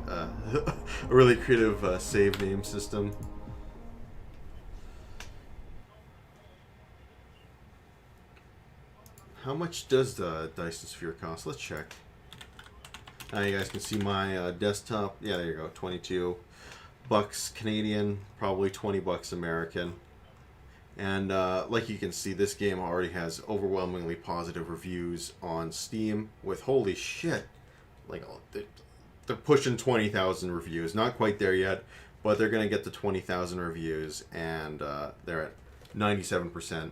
It's a great game, honestly, and it feels more complete than it actually is. It feels like one of the most complete early access games I've seen in a while. So yeah, very cool game. I really wanted to give it some love because I've been enjoying it. And now I can jump into, what should I jump into now? I got some choices here. I was thinking of maybe starting a RimWorld game. I could do a RimWorld game. Unfortunately, I don't have anything that, or I don't have an actual colony or anything like that established. So I would have to start something from scratch. Or I was also thinking about jumping into a Frostpunk game because I've had an urge to send people to the coal mines, or specifically little children to the coal mines. And not only that, it's ridiculously cold here in Edmonton, Alberta today. Edmonton weather is negative 28 degrees right now.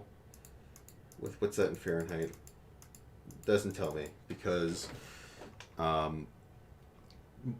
Microsoft is useless. Oh, it does tell me actually. So that's negative 18 degrees Fahrenheit, and it's going to get colder tonight. We're going to drop to probably negative 37 tonight. Lovely. So that's part of the reason why I want to play Frostpunk, because it's basically like it's like living what I'm living through right now. Just Frostpunk is a little bit happier than my current situation, I'd say. So that's kind of where I'm at right now. I'm at a crossroads, kind of torn between those two games.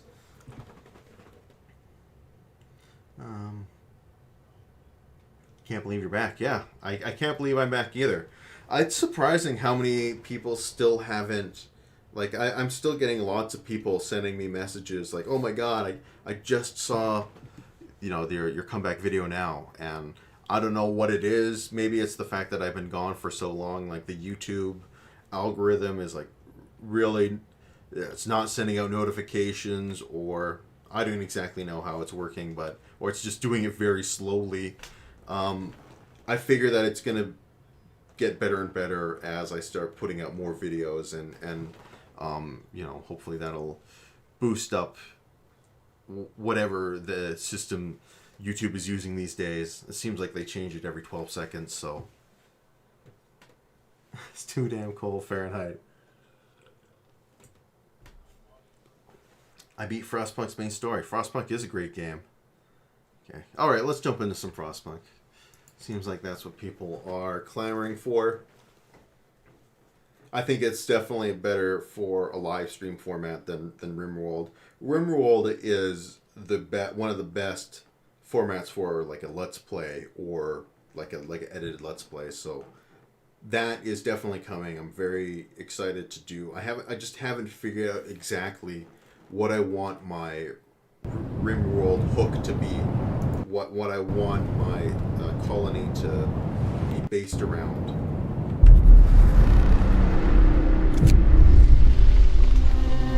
I might just turn down the graphical settings for this game, just because I'm pushing it on my hardware as it is.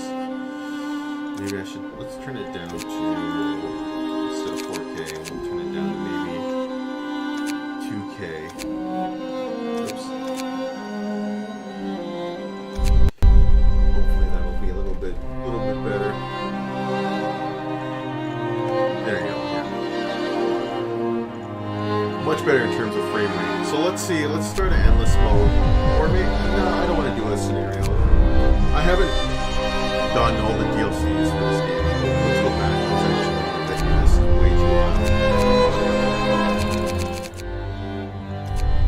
Here we go. I don't have all the DLCs, unfortunately. Do I have Winter Home?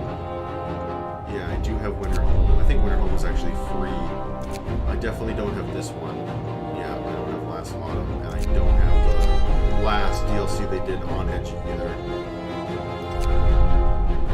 And of course, I have been wanting to get these DLCs. Just haven't, one of those things that's at the bottom of the list, I guess. Haven't gotten around to it. So we'll do a endless mode, I think. We'll do endurance, of course.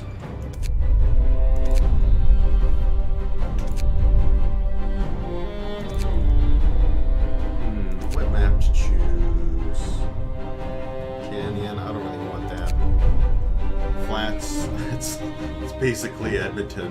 This is basically what it would be. Crater, classic crater. Let's try something I haven't tried yet. I don't think I've played Crags. I don't think I've played Frozen Grove either. Snowdrifts, I haven't played either. Oh, well, I played the map. Let's try the Crags. It seems interesting. Let's keep everything on default for now. And before I jump in, what's wrong with the friggin' live stream? Something. Oh, is it because I changed the settings of Frostpunk that the live stream got kind of weirdly adjusted here?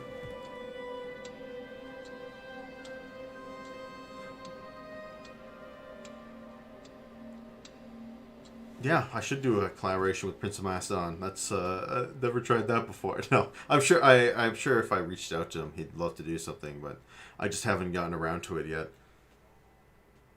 Yeah, sorry that the music was so loud, guys. I'm really sorry about that, but I was able to fix it hopefully fairly quickly. Okay.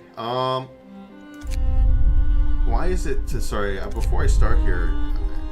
Is it just me, or is the live stream like at a weird angle?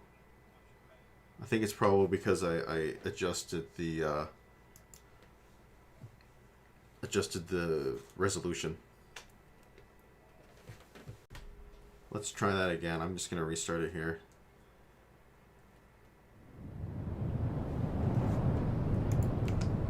Fortunately, I haven't started the game or anything like that, so I think, yeah, it's because that I changed my menu settings before I started.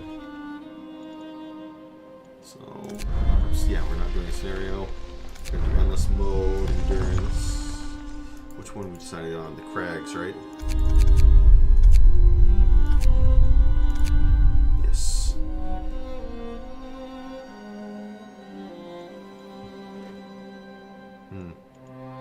Still seems like it's messed up. God damn it. I really messed up. I somehow blew it to pieces, didn't I? Here's Streamception here. Why the hell am I... Why the heck is this giving me trouble, guys? Well, I guess I'll have to go with fucking 4K because it won't let me do anything else.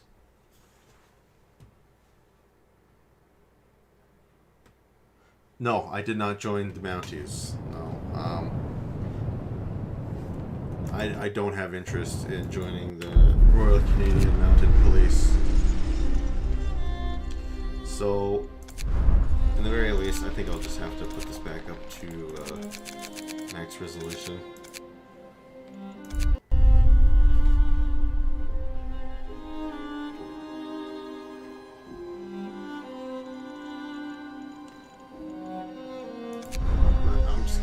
Scale down the graphics a little bit. Just keep it at high. Hopefully that'll be good enough. Oh, really? You hate me. You just hate my guts, don't you? Here, let me see if it fixes it after I put it back to 4K.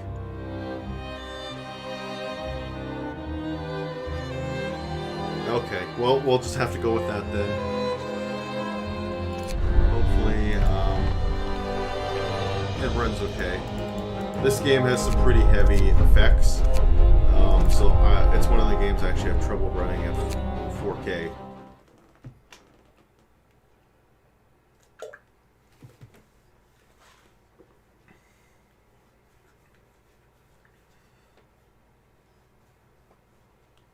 And I'm not sure if I put this on. Oh, I hope I have this on my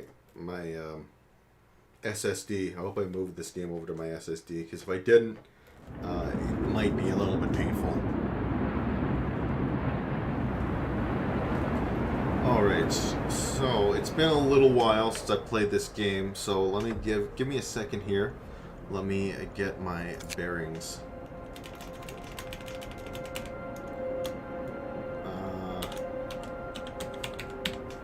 Oops.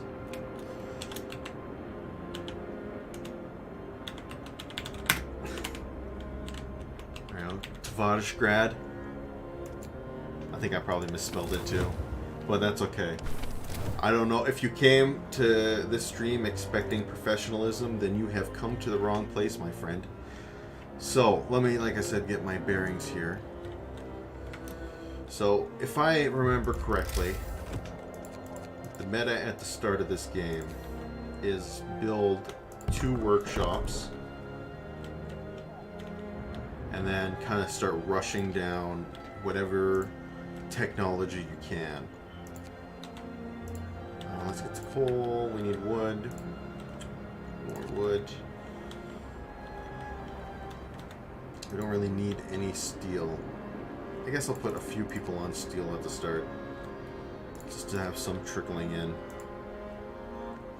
And give me some more coal. Do I only have 1 coal plot next to me? Looks like it. So we're already starting at negative 30. What it is right now.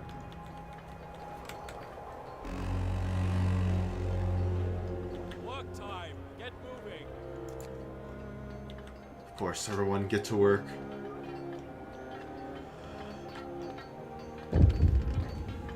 What's this? Workers needed. Oh, yes. I forgot to set a law. Of course, we all know what we're going to do here, but we're not going to go for child labor yet. We don't need child labor. I'm going to go for the emergency shift and then go to the extended shift. Listen, everyone. New law is signed. Work until you die. Well, you could just die of exposure. Those are your choices. Okay. I gotta pull off someone. I think it's in the engineers up here, didn't I? Yeah, I did.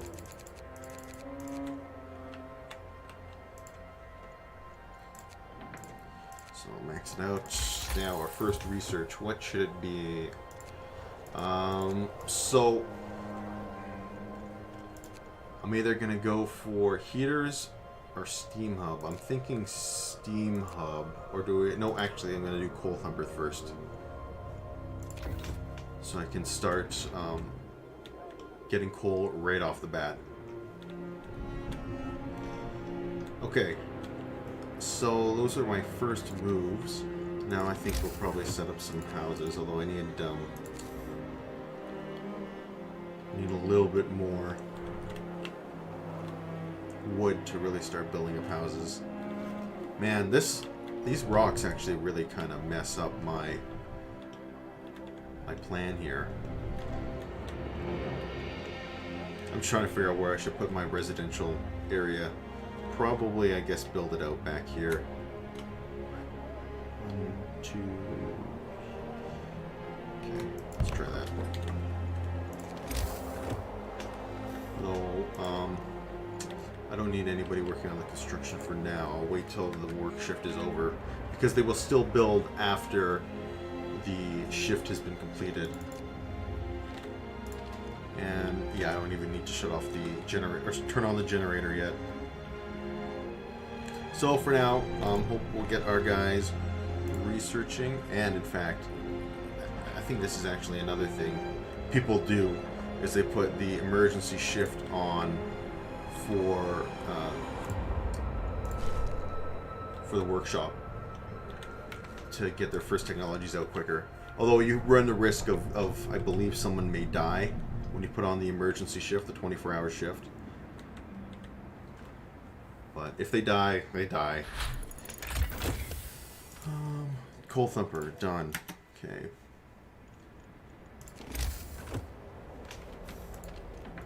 So what should we go to next? I'm probably thinking Steam Hub is next. How much resource do I have? Still got lots of coal, wood, a little bit of steel. Because you don't want to use all your wood at the start for building. You want to make sure you get your technologies off to a decent start, because your technologies do require a small resource investment to get off the ground. Anyway, what speed are we at? Number 1? Let's speed up to speed 3 actually. Set. Perfect. Workday's over. Yes, heating is off. Okay, I was just about to turn it on. Calm down, everybody. Let's plop down a few more tents. Damn. That rock is gonna block me, isn't it?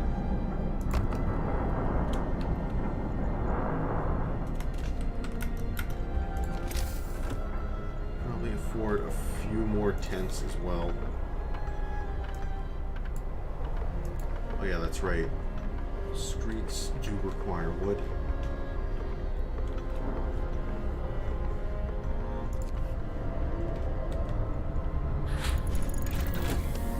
Steam Hub researched. Next, let's go for faster gathering. Because my whole plan here is once the first day, the second day ends. I'm not sure if I should start my coal mining operation on the second day or the third day. When is the temperature going to drop? 2 levels on day 5. Oh shit. Oh yeah, that's right. People are getting ill. Healthcare.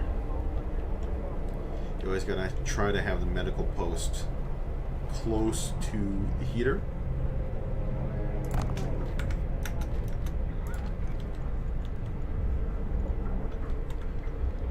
How many people are getting sick already? I guess it is. Usually you start off at -20, I believe.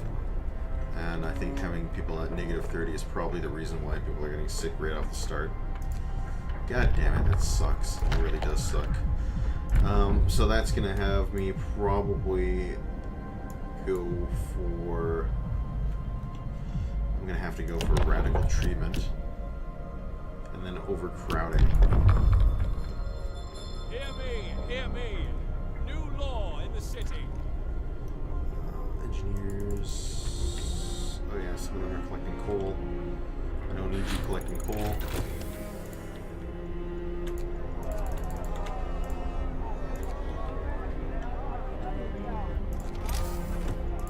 I guess I should put a few more tents down, shouldn't I? People, I guess, aren't happy about the lack of the lack of housing. I'm gonna need to put a heater here too. Oh shit! One thing I didn't want to have happen, which is that I used up all my wood, has happened.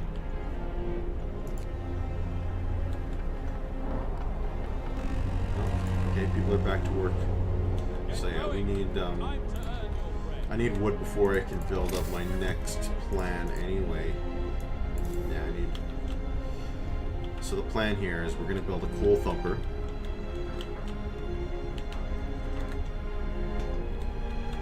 Where should I place this son of a bitch?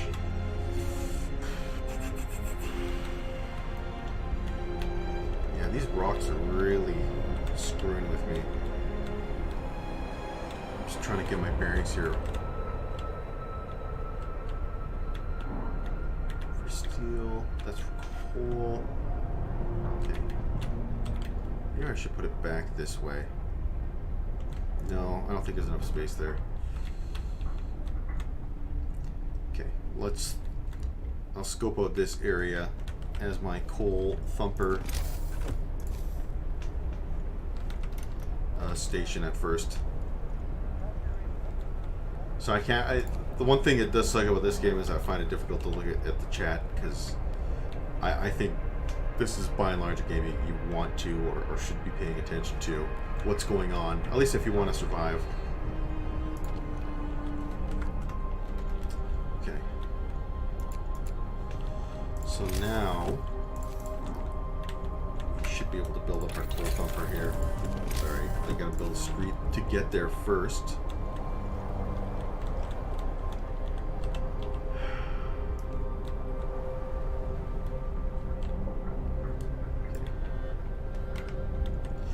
I don't want to build the street in an area that's really going to mess up my building. We'll go this way. This way.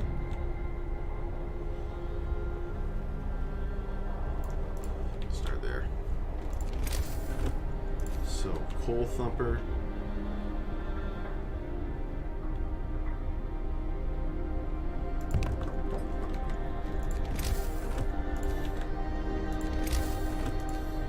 Trying to remember my basic strategies for this game.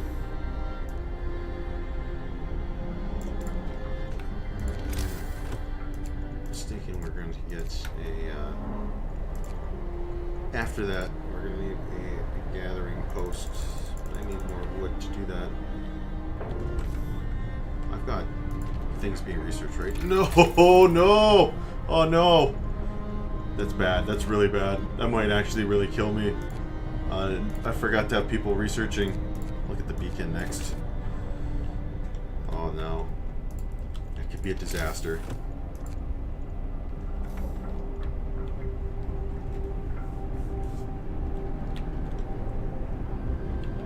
God damn it. Okay.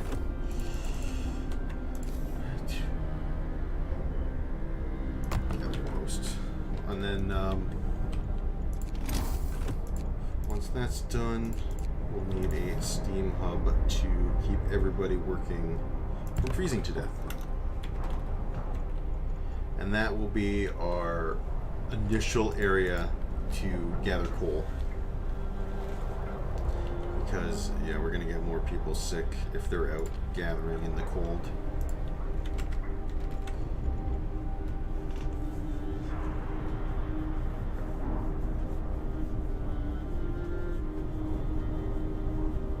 Yeah, I loved Snowpiercer. Snowpiercer was a great show.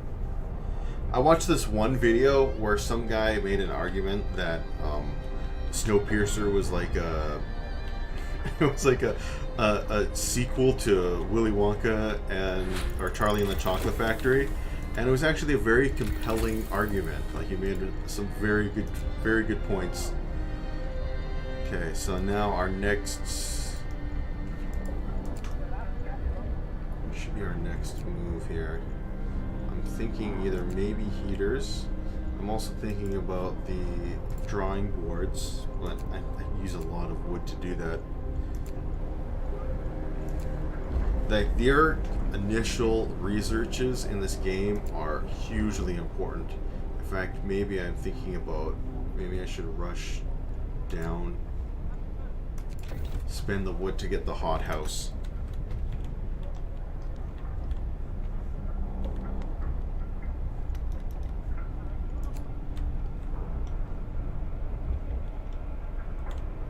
Because I don't have anybody searching for food. I could assign. Night is coming. Put down your tools. Okay, good. Night's coming.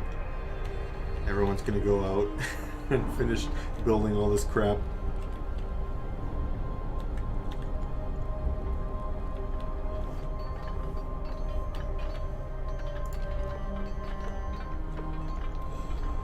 Next law.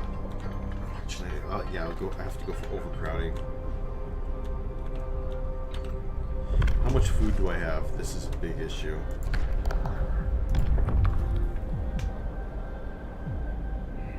Maybe I won't need overcrowding, actually. How soon until these guys are finished, does it say? 9 hours. I think actually we can save overcrowding. So, the question is, where do I go from here? I do need a cookhouse as well.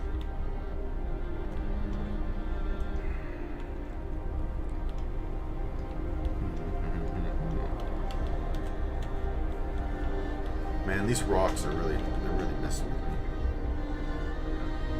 I guess this will be a good place for the cookhouse. I don't usually like to put it at the front here, but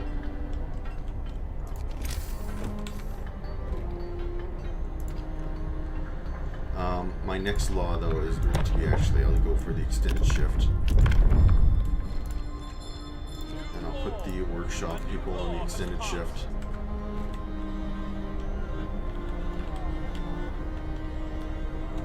Okay, I got a bunch of idle people here too.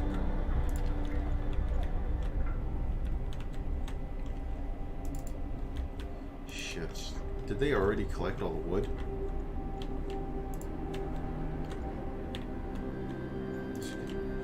Yeah, they almost collected all the wood. That means we're gonna have to move into our sawmills quickly as well.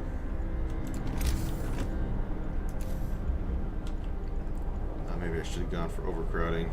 Oh no.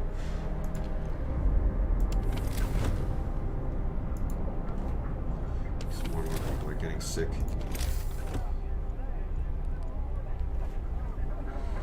Not off to the best start, to be honest, but could be worse.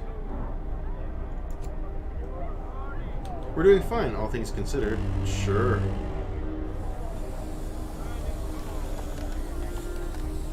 There we go. This at least will keep people from getting sick for a bit.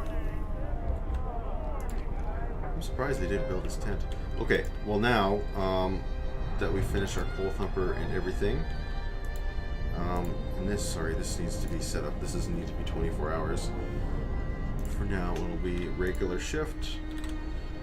We need people thumping that coal, and we need people collecting that coal. Where do I get people? Okay, I do want them to finish collecting this though.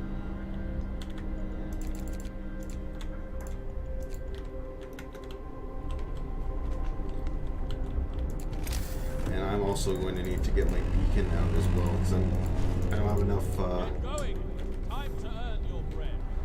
Damn, yeah, I don't have enough people to get everything I need to get done. These guys are doing steel collecting.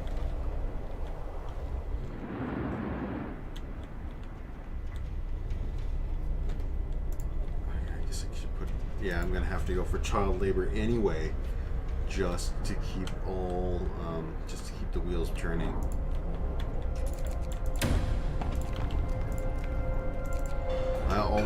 I like to put children in the cookhouse. It's one of the areas that you can pretty easily put the children in, and they'll do okay.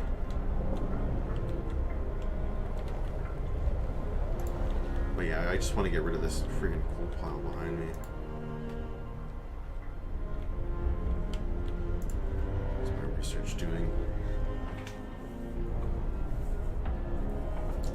Yeah, I think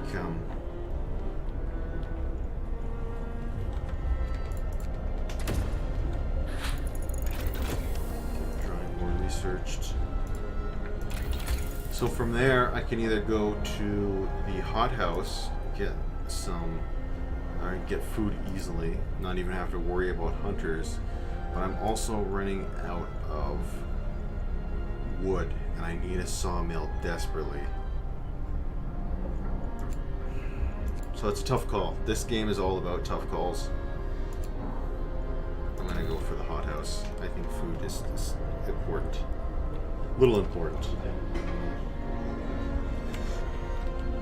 But yeah, unfortunately, I need that child labor. I need it.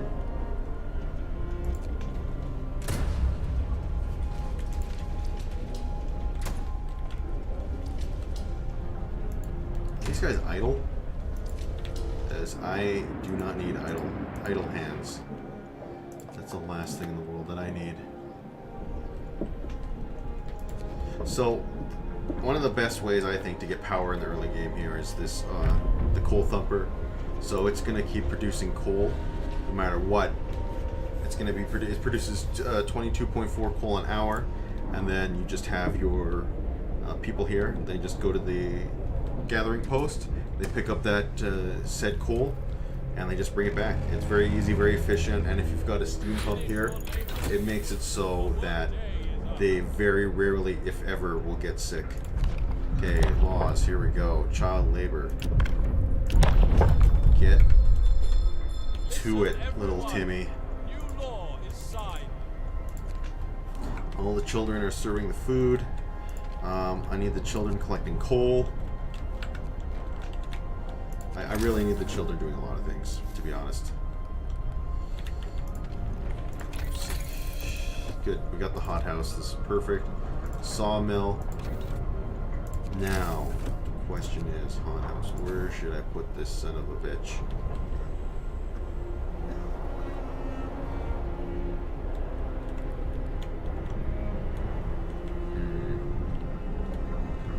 Can I fit it in behind my workshop?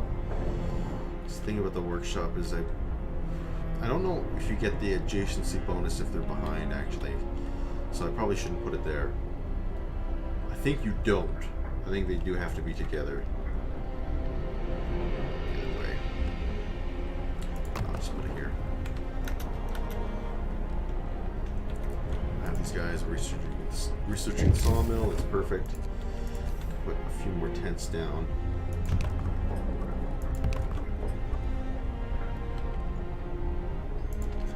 Issue here is that I know I don't have very many steam cores. I am very familiar with this, trust me. Oh, is the issue that these houses aren't connected to streets? Yes, that's the issue. Why are people not eating? There they go, finally, thank you. I can get the children in the hothouse as well. Get rid of that coal mine, and I think that's it for idle hands. Oh, that's why I forgot that I paused it. I'm like, why have they still not built this tent? The mystery is solved, ladies and gentlemen.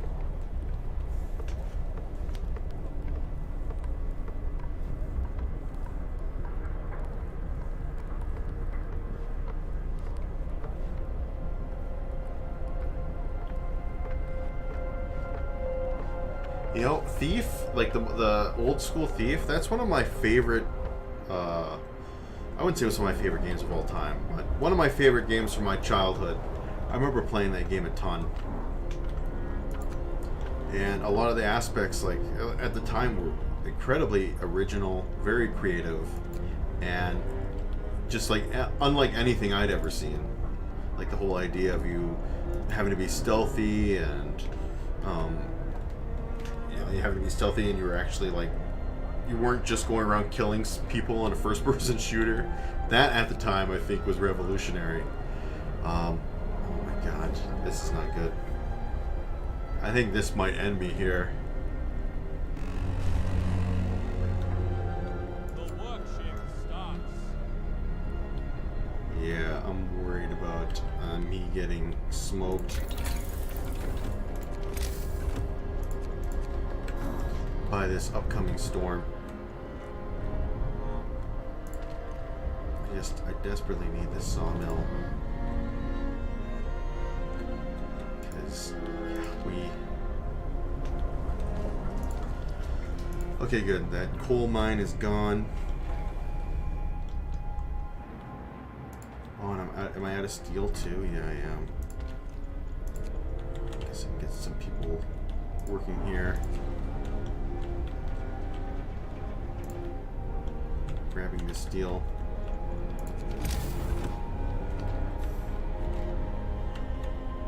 Okay, good. They're getting the wood here. Yeah, we're gonna have to go for overcrowding. Too many sick people. research. Perfect. Now, where do I go from here? Medical post upgrade. That's tempting. A lot of these generator upgrades are also very tempting. Let's get the heaters. I should have actually gotten that because that would allow me to probably put my hothouse further back.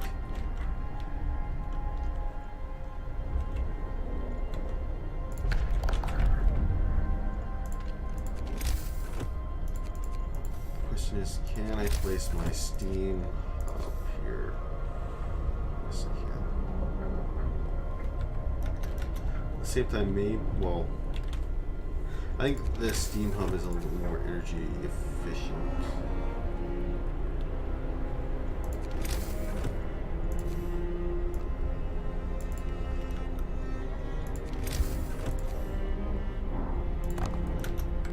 I'm just trying to create an actual residential zone where people will be able to live and not freeze to death.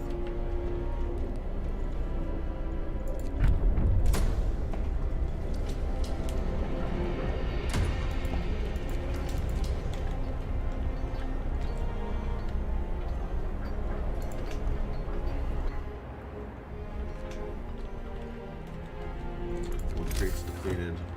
That means we need our sawmill and we need it fast. Fortunately, I can shove it in right behind the hothouse.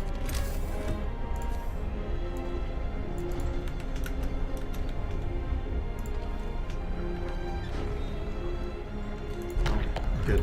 Got our next law. Overcrowding. Hear me, hear me. New law in the city. Perfect.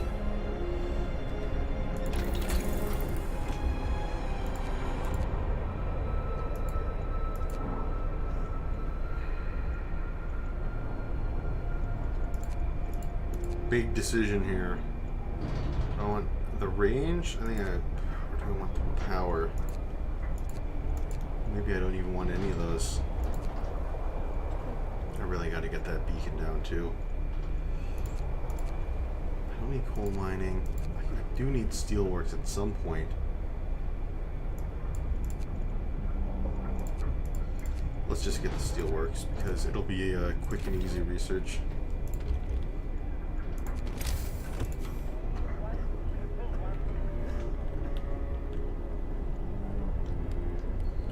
I still have so many people.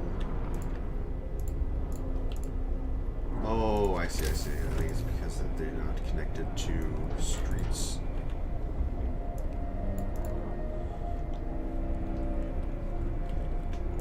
And then I think I only really need one more tent, and then at least everybody will have some shelter.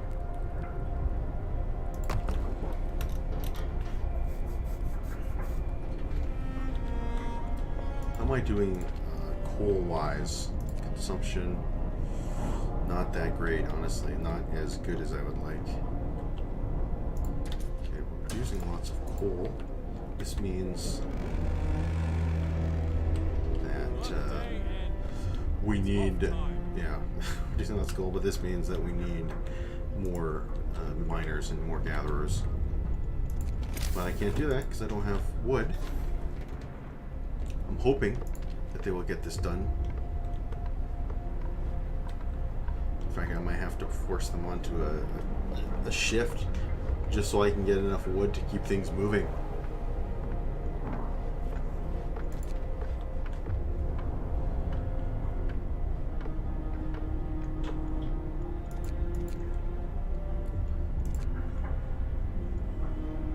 Yeah, I'm doing an emergency shift. I need the wood now.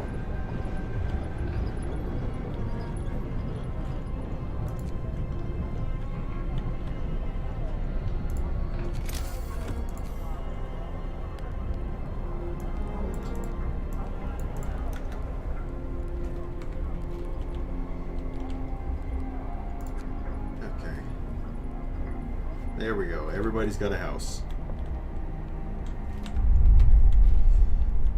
And then I can also put another gathering square down. Hey, is this new? This must be new. I don't think it's new. Anyway. Okay, that should be good. That should be good for us. One of our people died. Oh no.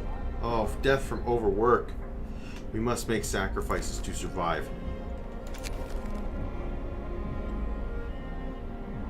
People can take care of this ones. Yeah, our discontent has gone up. That's unfortunate. But at the same time, I knew it was one of the risks. I knew it was a risk. And unfortunately, we had to take it. And also, no, now we're running out of food as well. We have to put these guys up to a higher shift.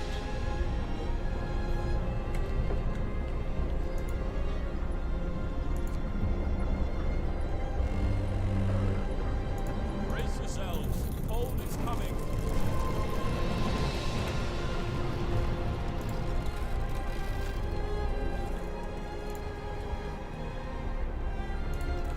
I don't have people working extended shifts on the coal mines, do I? Alright, now we're at negative 40.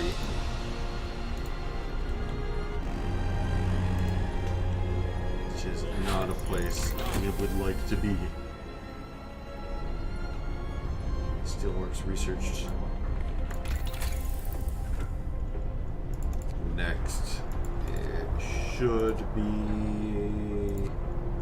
I think we're going to have to go with the generator power and range upgrade, even though I don't even think I have enough coal to even consider keeping like something like that running. But at least these people,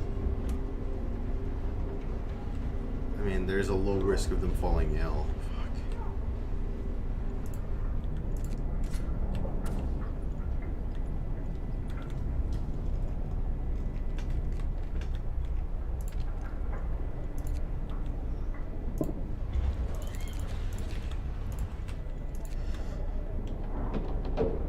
Hopefully this will get us more coal. What are we at now? Okay, good. Yeah, this definitely increased our consumption. What are you guys doing? Oh my god, no, no, no, no, no. I forgot that I had them collecting steel. And at least with the heater we can keep them collecting wood. Yeah, this is gonna come back to bite us. Those people might get frostbite from having to collect this. Hopefully not, though. Next thing I need is I really need a beacon. I've been slacking on that. Something fierce. Where the hell is the beacon again? There it is. It's in tech. I always just kind of shove the beacon off way in the distance. This will be fine. It's not much.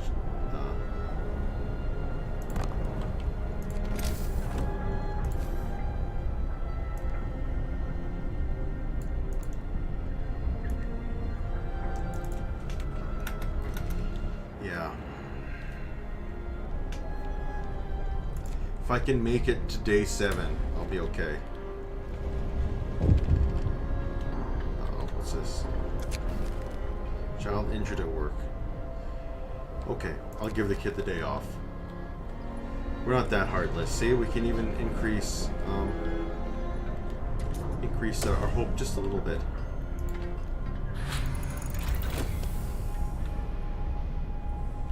Power upgrade researched. See, look at that. Look at how badly that hurts our consumption. I have to keep it at level 2 for, or level 1 for now.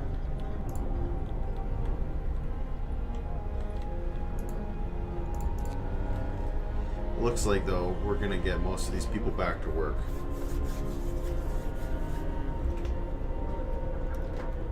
Two hours, 4 hours, 1 hour. Okay, good.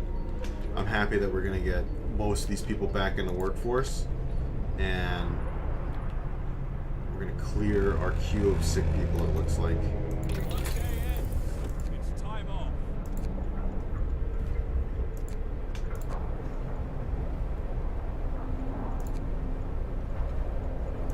This, heal the sick 10% faster. Bunkhouse is another one I want. I mean, coal mining, I don't need coal mining yet. War drill, maybe. Right now I'm choosing between these three. I don't think I need the range right now. I think let's do bunkhouse. But I do definitely need steelwork. Wow, they're still working 24 hours at the sawmill.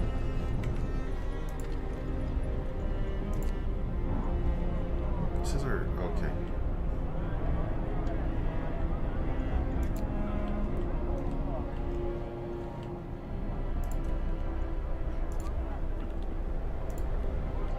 Now I need people in the hot house producing food.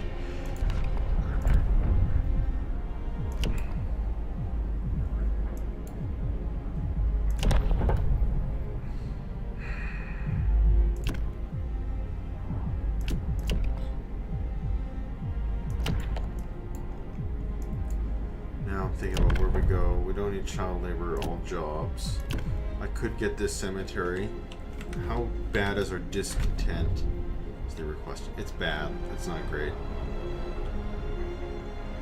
But I'm also worried about my food consumption. Does it show? Do I get to see when I go to consumption? I can see food consumption, right? Food processing, daily gain. We're slowly losing food.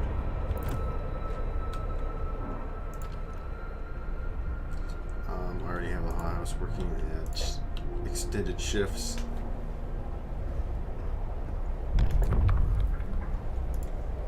Okay, what law should this be? What law? I'm thinking about either, like, I can do either of these to decrease discontent, or I can put food additives. Some people fall ill, or I'm gonna give them soup. Sorry, guys. A new law has passed.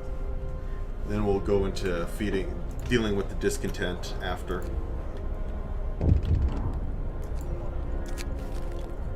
Protective mother. Not making an exception for your kid. Sorry. Everyone, little Timmy's gotta work in the coal mines, just like all the other little Timmys. Unless you want us all to freeze to death. Okay, sorry about that. I do need steelworks.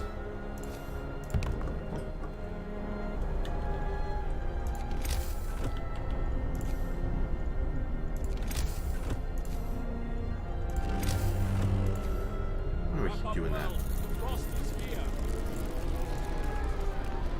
-50. Even this is a cold that even I have never experienced. I've never experienced true -50. I mean, there's -50 with wind chill. Oh my god, everybody's getting sick. Can I afford to put us up to level 2 eating?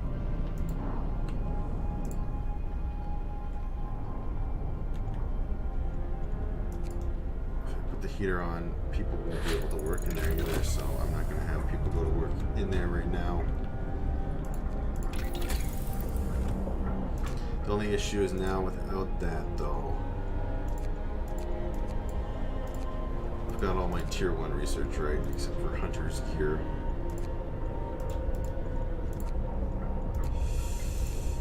Oh, okay, good, I can get more scouts. Oh, speaking of which, I should definitely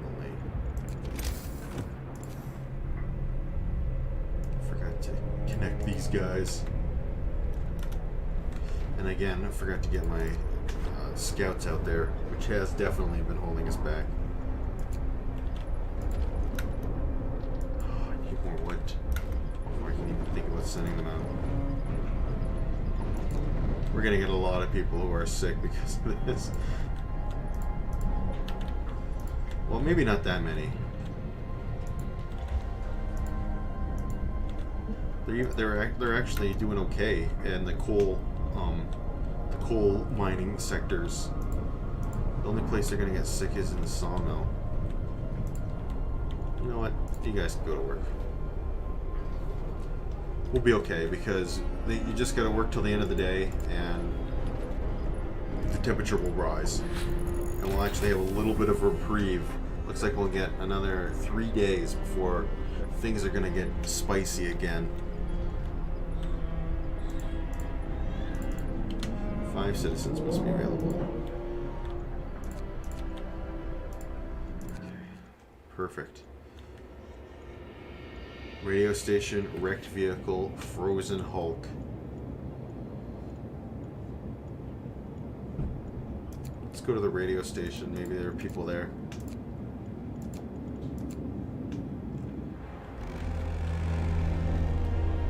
Workday ends.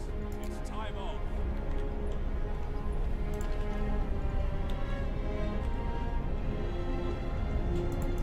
Man, we have enough. We have enough coal to actually give us level 2 consumption. That's great. Okay, next we'll do the cemetery. Listen, everyone. New law is signed. Where should I put the cemetery? Put it right beside the beacon, so the scouts, as they leave, they can be reminded of what fate potentially awaits them.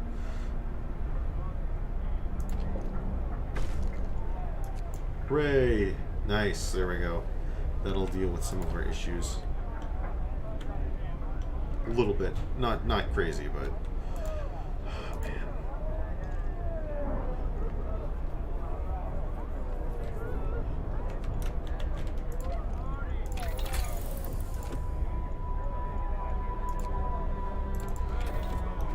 Yeah, I think I'm going to have to go for that medical post upgrade.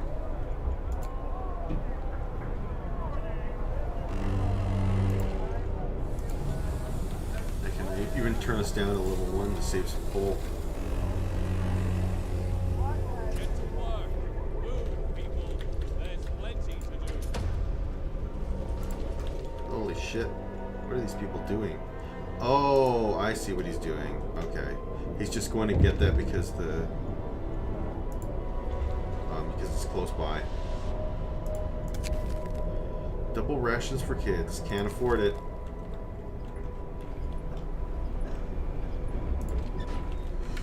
Okay, so now we've got a bit of a reprieve. So the question is, what are we going to do with this time? Can I finally put any research? Medical post upgrade, thank you.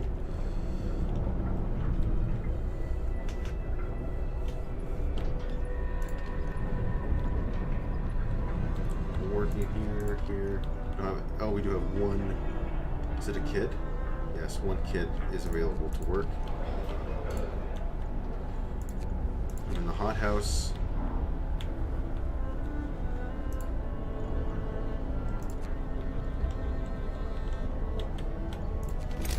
Man, we might actually need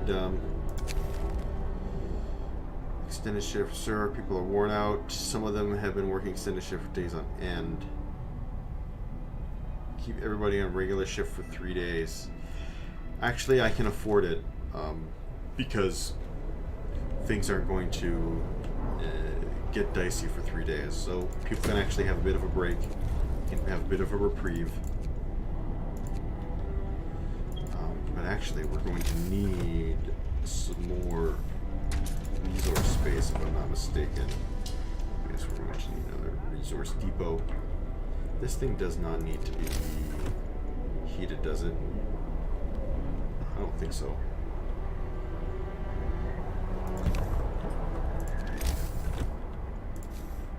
Don't worry, we'll get more wood.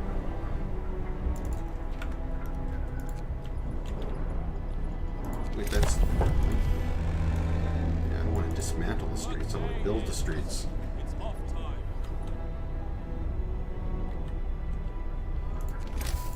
Alright, what's our next law?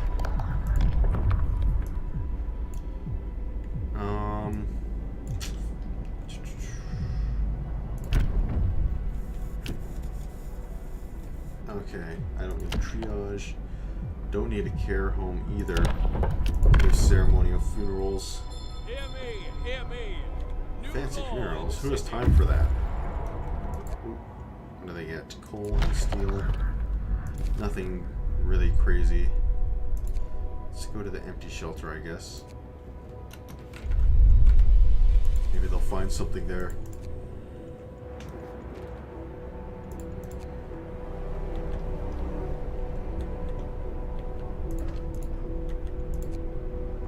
Less than an hour.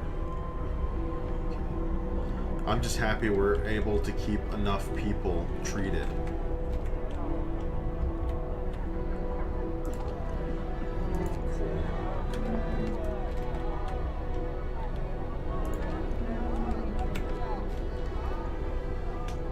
Hoping that I can even get maybe a little bit of a coal reserve.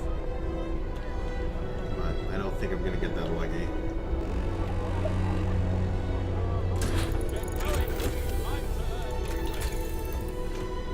Okay.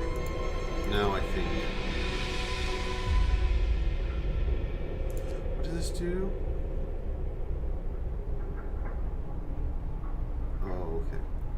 That's right. It turns wood into coal.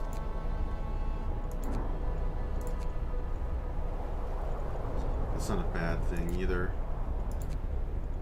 Let's do the generator range, especially with it getting colder.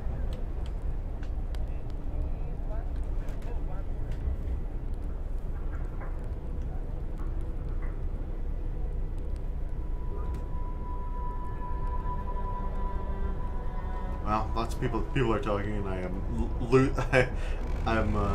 losing track of what people are saying. End of shift. Go rest all who can. Do I ever plan on playing Stellaris? I do own Stellaris. It's not a bad game. But I'm not as familiar with it as I am with other Paradox titles.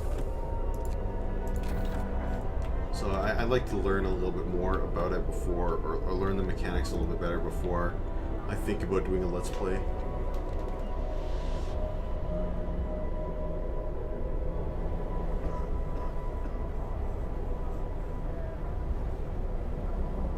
Oh, you're thinking about, fuck, why am I blanking on the name? Sword of the Stars, that's the game I'm thinking of. Sword of the Stars, the one with the space birds, and like the weird, like the bug people, and the space dolphins. Great first game. Second game was a disaster, and still to this day continues to be a disaster. Is it the DLC version of Frostpunk? No, it's not. Well, kind of. We're just doing endless mode. Yeah, this is pretty much a Canadian winter. This is pretty much my life. This is exactly what you're seeing right now.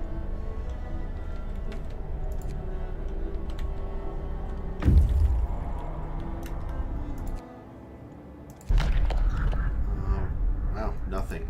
Nothing at the empty shelter. I'm not finding. I'm really looking for people. That's what I'm looking for. Nope. Ah, shit.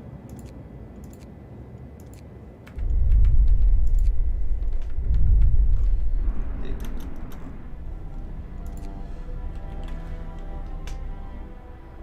Yeah, I'm not. I mean, not getting the greatest feeling about this run. I don't think it's gonna last forever, but we'll see.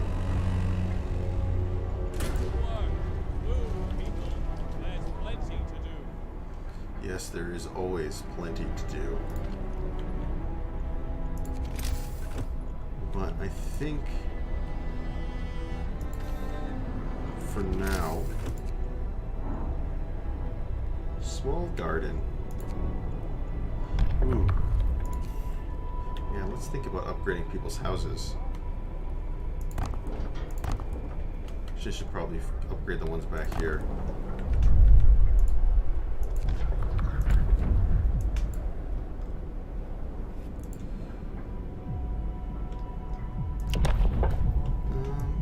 Guess next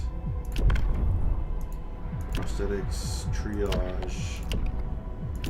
I guess we'll do the fighting arena. New law. A new law has passed.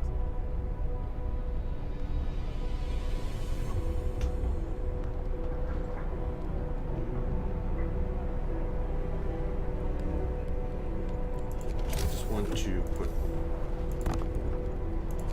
110 there just so I can make sure that it fits. That should get everybody, hopefully.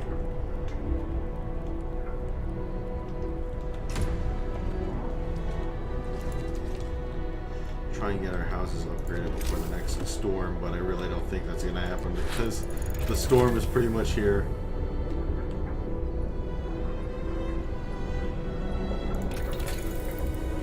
Extended range.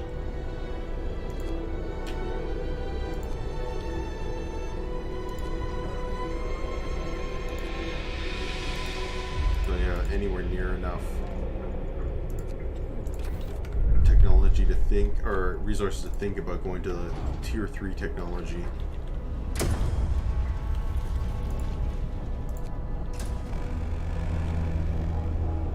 Work day ends. It's off time.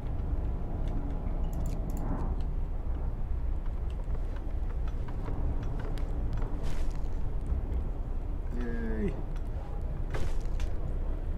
Nice.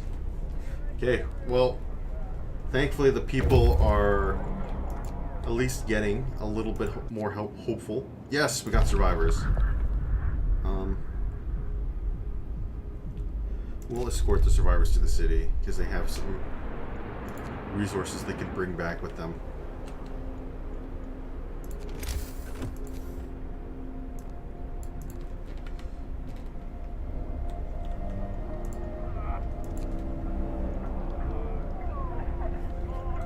Sometimes I wonder what the purpose of our struggle is. It's getting colder. You and me both, buddy. Okay, we're reaching -40. Get to work. Move, people. There's plenty to do.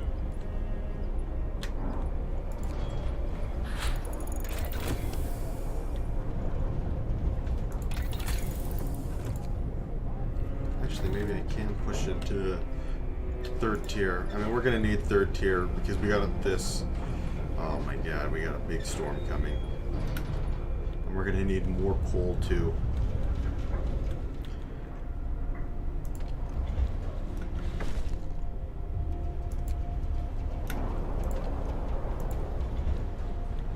We're gonna need much more coal.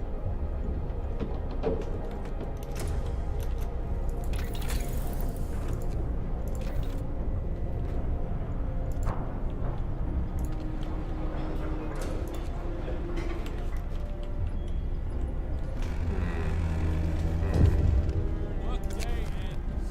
It's off time.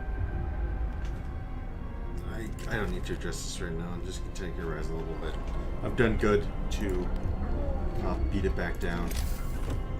We're definitely going to need to try and upgrade a few of these houses. They still only fit 10 people, right? Yeah, only 10 in a house, even when they are upgraded.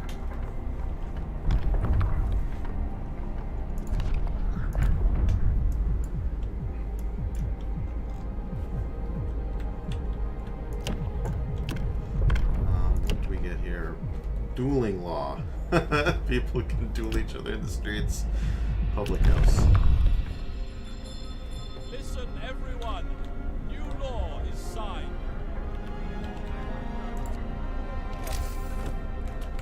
Resources. Okay, well now that we've finished our promise, we can start putting people back on extended shifts.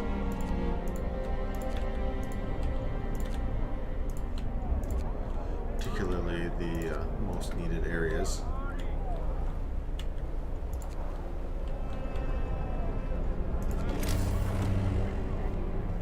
Here we go, -50. This is a rough go. Work time. Get back to work.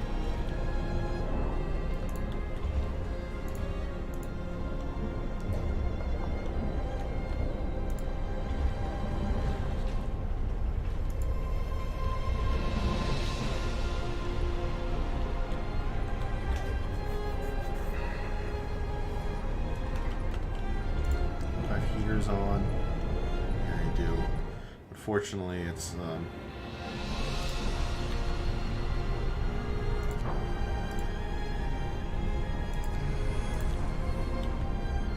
why are these guys not collecting coal? What is going on here? Do I not have... This is not good. Must not have enough coal to collect.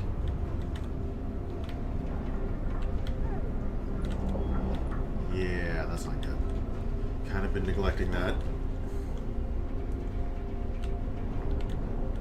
And this might actually ruin it for us.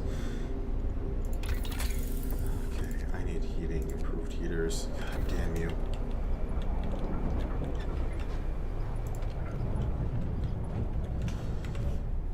Well, people are gonna get sick. I don't think there's anything I can do about it. Okay, perfect. At least we got some additional survivors.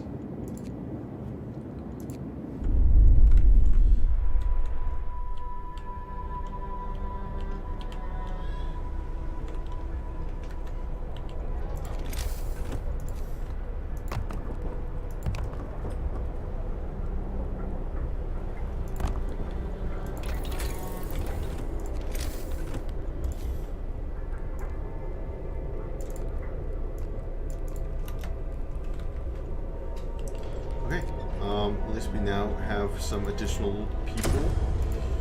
Hopefully this will allow us to get back in the game here, because I'm getting worried. We're at what? Do we have level 2 heat? Okay. We do have level 2 heat. And we're still doing okay in terms of our consumption. Well, I think we're going to need another coal thumper for sure.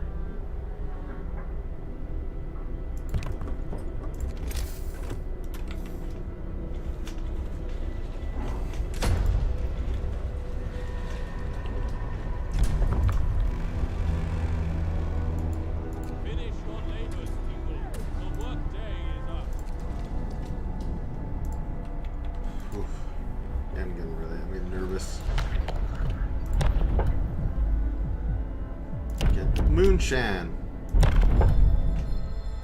Hear me, hear me. New law in the city.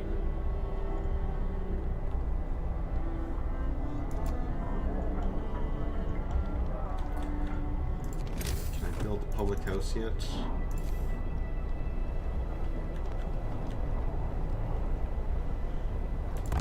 Well, that's gonna be about all I can fit into my residential area. But at least the people they're doing okay.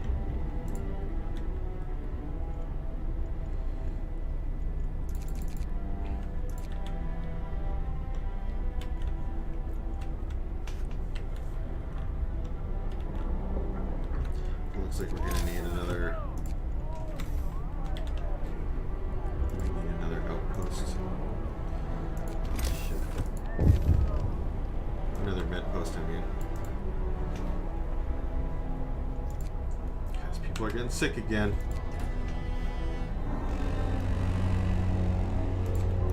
Work time. Get back to work.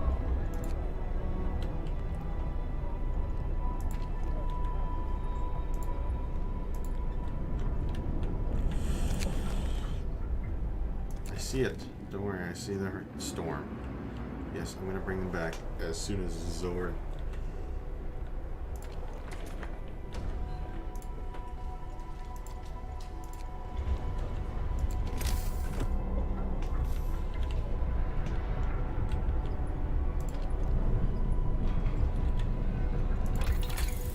I'm gonna get enough.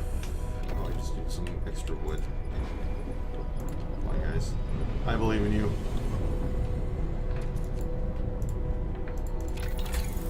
Improved heaters. Oh, this efficiency upgrader too. I'm gonna go with efficiency.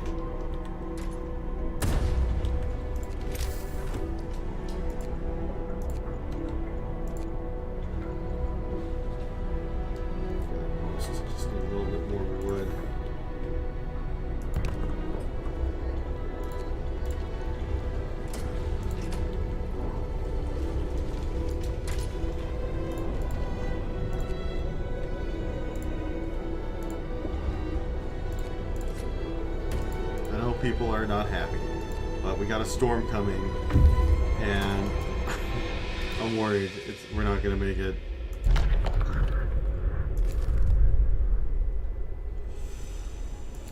should I go? How much?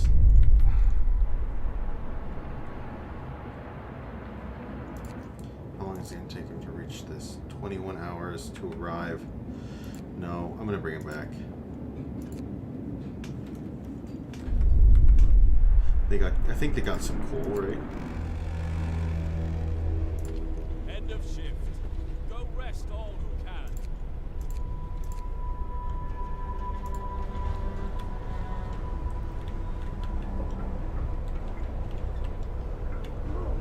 Yeah, I think I'm gonna have to. I think I am gonna put down an additional medical post. Well, at the same time, I'm not gonna lie, it's a tough call. Like I said, this game is all about tough calls.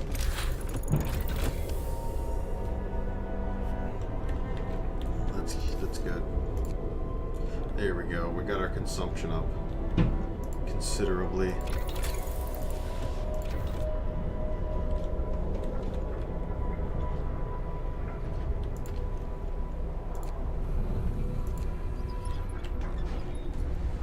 Sorry, you guys, give me a little bit more wood. No, you're not going to? Assholes.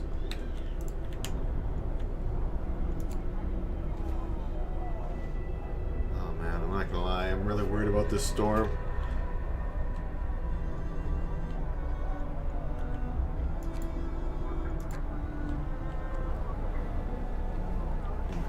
Just gonna get some small reprieve.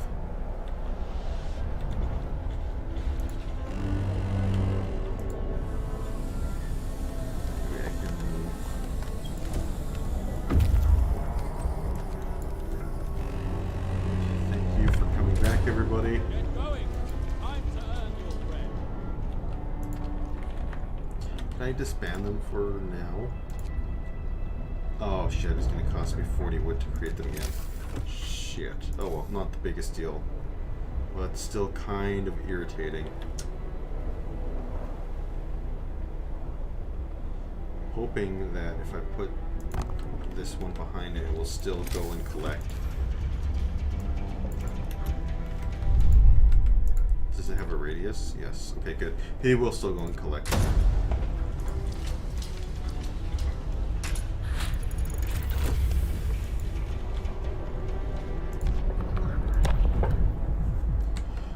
Approved heaters. Oh, it's not even really.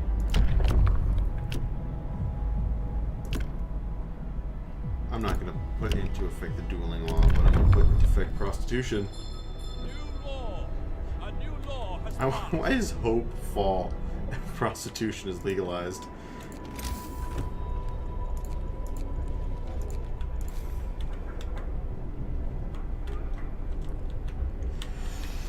Where am I gonna fit this guy?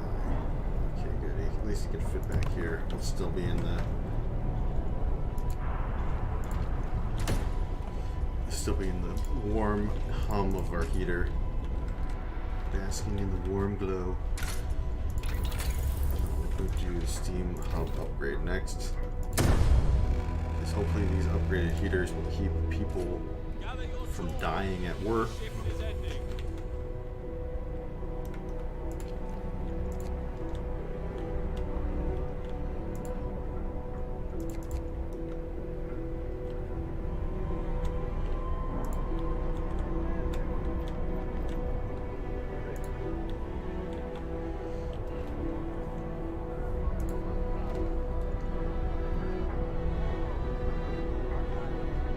Oh, discontainerizes when they have more, when they overcrowding in medical facilities.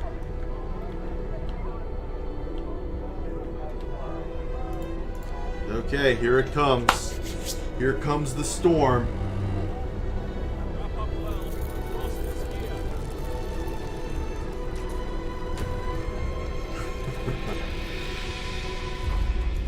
Oh, it's too cold.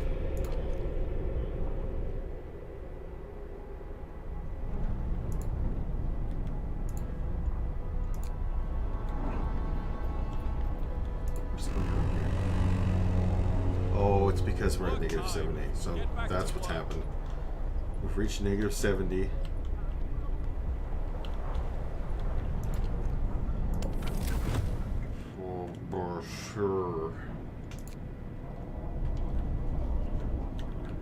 good. I mean, we really still need people collecting coal. Can't really slack on that one. We need... Oh my god. Shit, this is bad. Having the hothouse inoperable is extremely, extremely bad.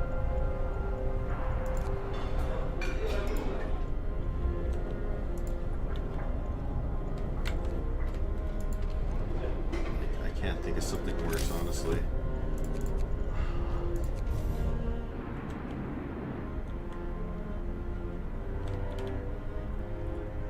Maybe I might have to throw down a hunter's hut just to get enough food. Fuck me. These people in tents are gonna die big time. I might have enough though to upgrade all the tents.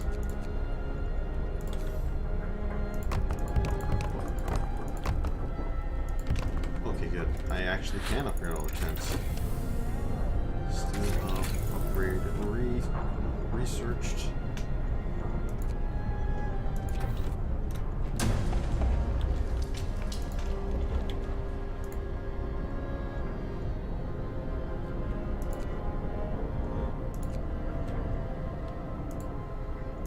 We only have 16 hours of coal left.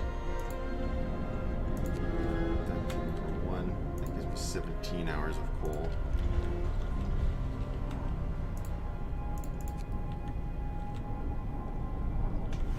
Yeah, this is not good. I might not make it.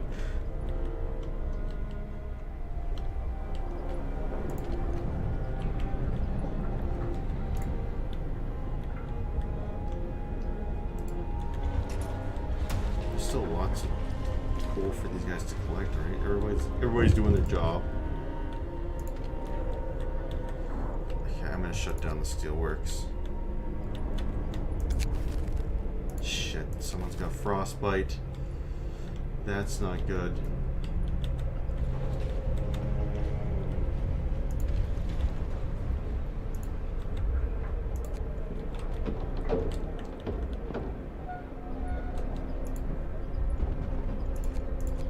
Put nobody in these extremely cold areas. Really just gotta hope for the best.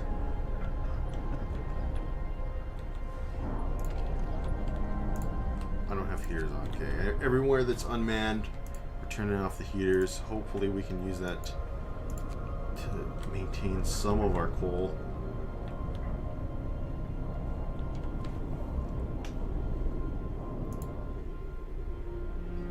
This is really bad, not having our hothouse. It's... people are gonna starve.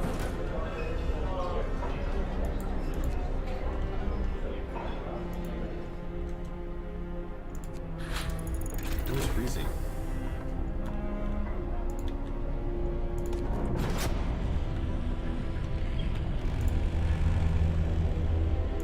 End of shift.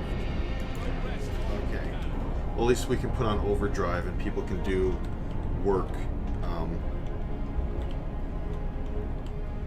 People can do work during the day.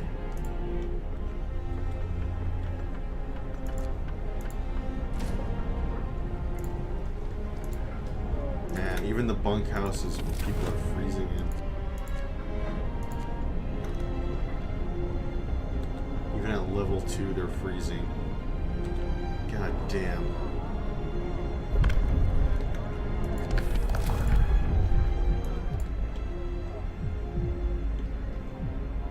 Shit, we might have to go for a care house. What do we have for purpose?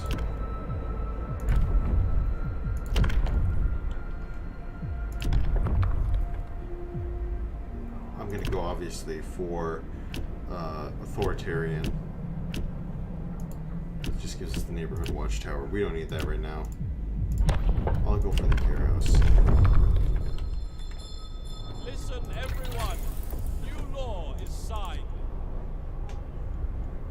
Yeah, the factory. Oh yeah, we can build prosthetics for the factory.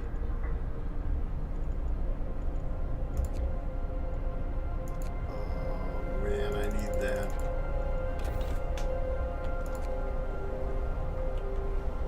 Just gotta survive one more day.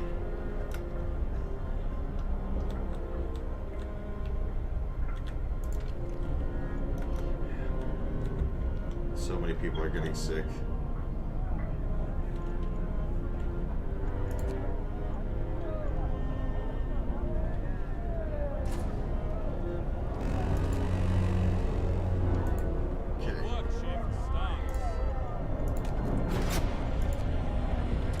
Overdrive.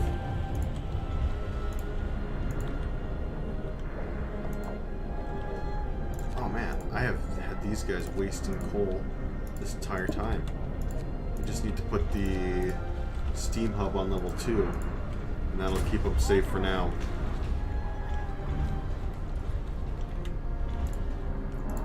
We're gonna make it. I think we actually might make it.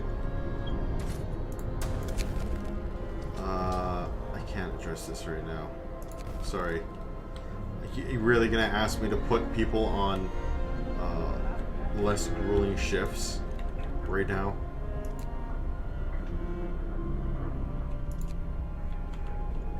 When we need everybody, we need all hands on deck.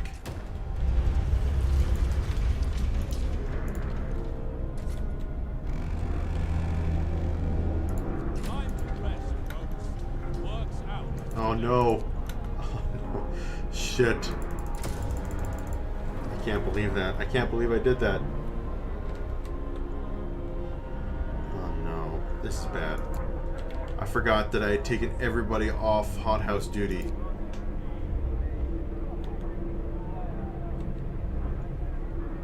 Shit.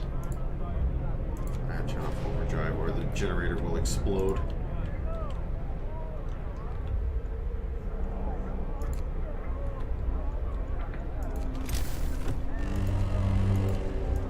Oh, we did it.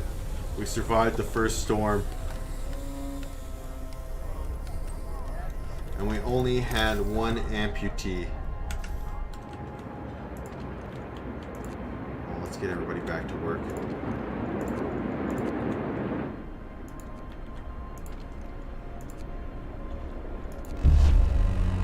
Temporary hazard, animal migration.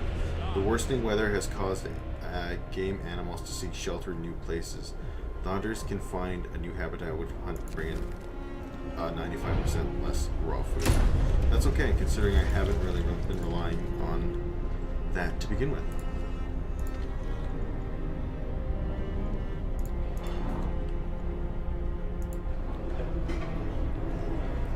Okay, well, all these people now will stop starving.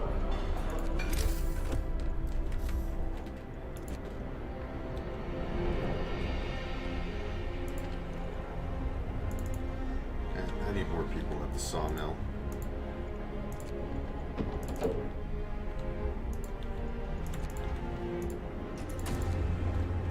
Get less people working, picking up coal for now.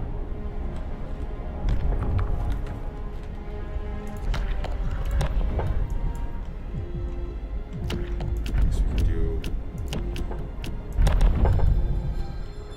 aesthetics. Hear me. New law in the city.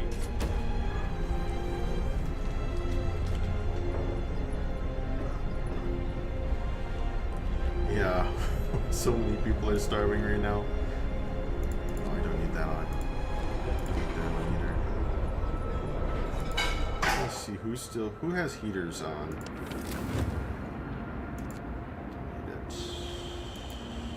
Don't need it.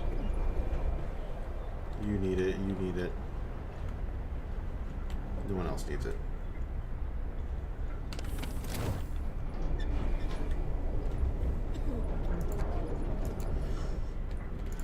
Well, now we can move to some coal mining optimization, gathering post installation. A lot of really great researches here. Do hothouse installation for now, so we don't run into a lack of food again.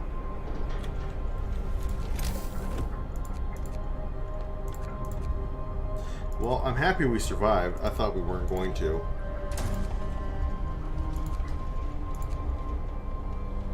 Still a lot of wood.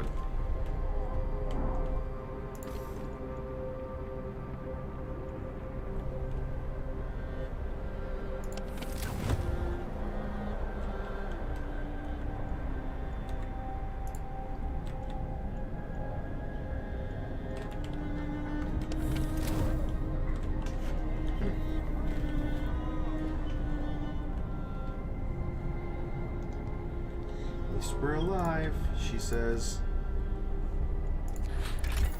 Need more food too.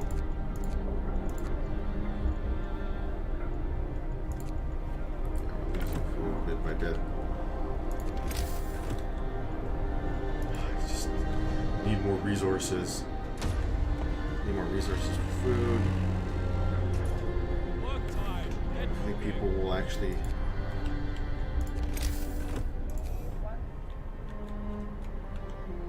grab what they need. Don't even have enough room for the care house.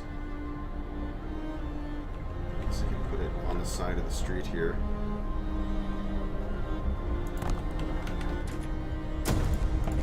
Send poor amputee Joe.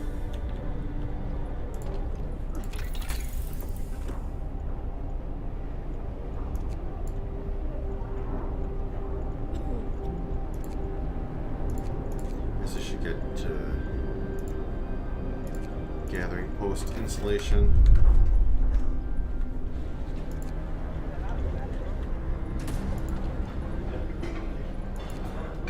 Now the real question is what I'm going to do with lack of food here.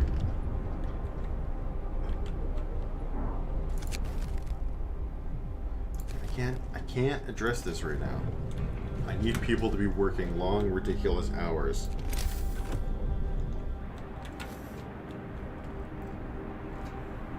And I also need more people. Need more of everything is what I need.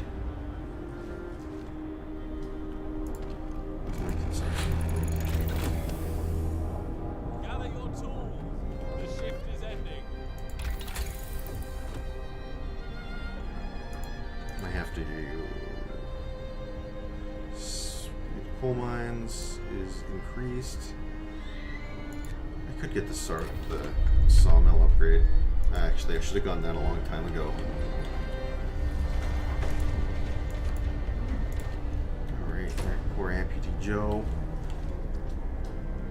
Just having to live there in the care house. Okay, now we can once again. I don't have workers. Oops. No, unfortunately, I don't think children can be scouts.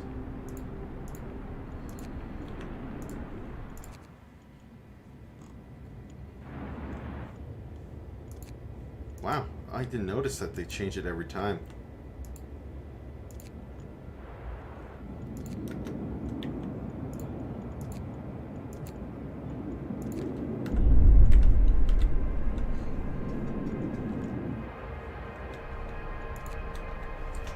Well, thankfully, we've kind of dealt with some of our issues. Not all of them, though. We're going to need to get another hothouse.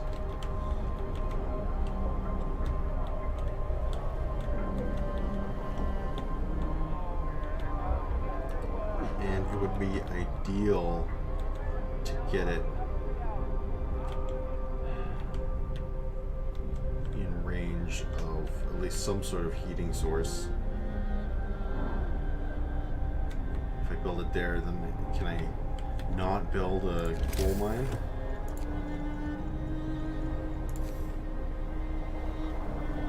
Yeah, I don't think I could.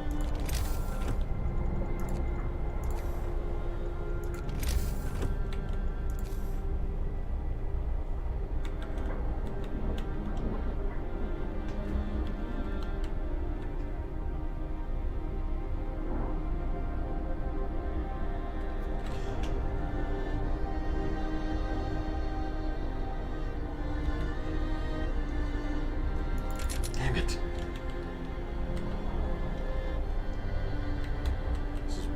These rocks are really bothering me.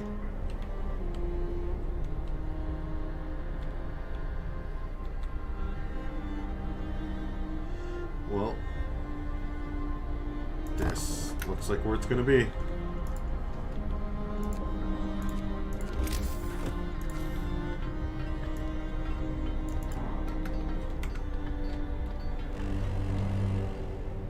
Bundle up.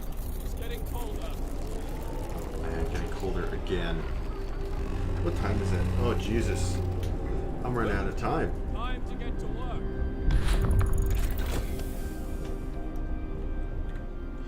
It's almost time for everybody's favorite event, the Super Bowl. Well, like I said, I honestly, like I said, I could not care less personally about the Super Bowl, but I know there are plenty of people out there who are interested in it. So I'll probably go for another half an hour, and then I'll probably have to wrap it up. I want to get Amputee Joe back in the workforce, so we'll need some prosthetics.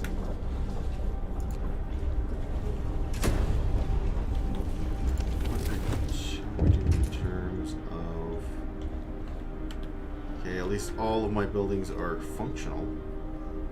Let's make sure the medical post, though, they have a little bit more. Nice. I'm glad I could help. Someone has left a note in the carousel. It reads, "Thank you. With all the work we have to do, it's hard for families to properly care for an invalid. Places like this make life easier for us all." Aww.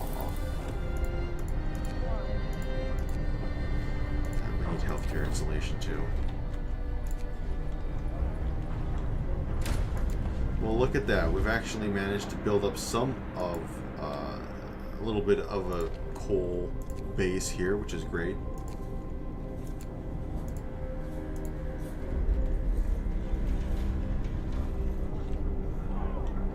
Man, maybe I didn't even need this additional hothouse. Well, at least it's here in case I do end up running out of food.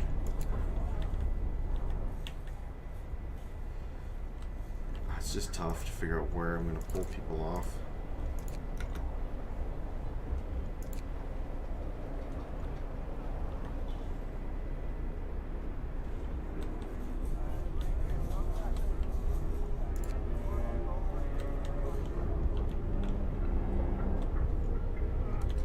Really hoping we find some more. Well, he's almost there. Maybe he'll find some more survivors.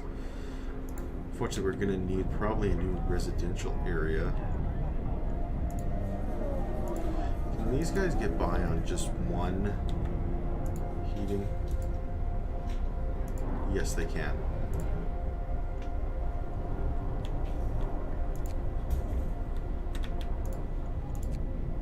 There we go. Saves us a little bit. Is this on number 2 or number 1? Work time. Get moving.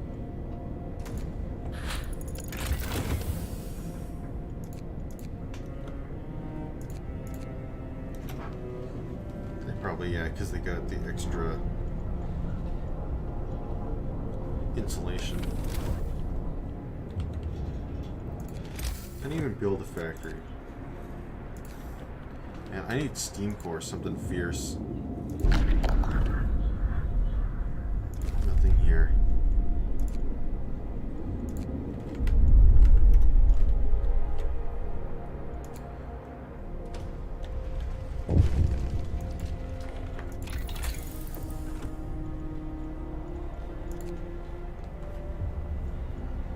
Steam coal thumper. Yeah, let's do that. Ghosts on the horizon. Captain, beacon lookouts are reporting extraordinary sighting. A Victoria-class dreadnought wreck has been spotted on the horizon. These advanced armor vehicles were used for the most important tasks. The news fills our people with nostalgia. We might find some heirlooms of our past in this hulk, says one of the scouts. A worker adds, we should gather them so that our children can remember who we once were and who we might yet become. The wreck has been marked on the map. Get it before the next blizzard, or it will be destroyed forever. Okay. Mild frostbite. Who is getting frostbite?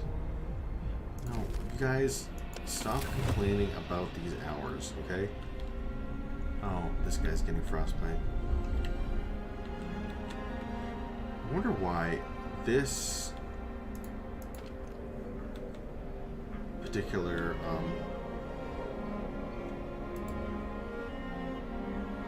heater +2. Oh, is the heater not on?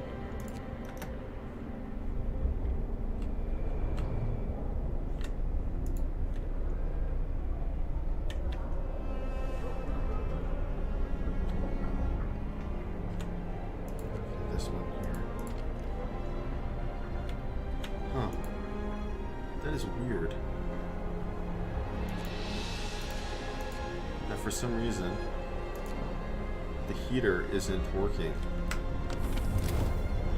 Or are they out of... Oh, that's the reason. They're completely out of wood. That's my issue. So now the question is, do I build another one? Or do I go for the war drill?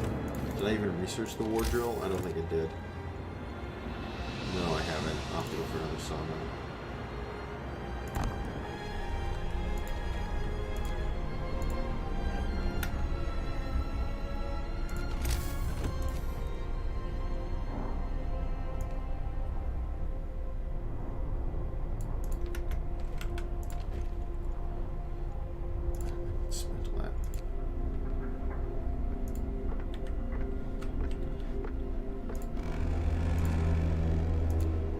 End of shift. Go rest all you can.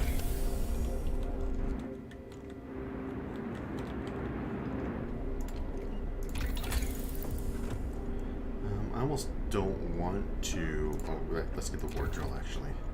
I do want to get that.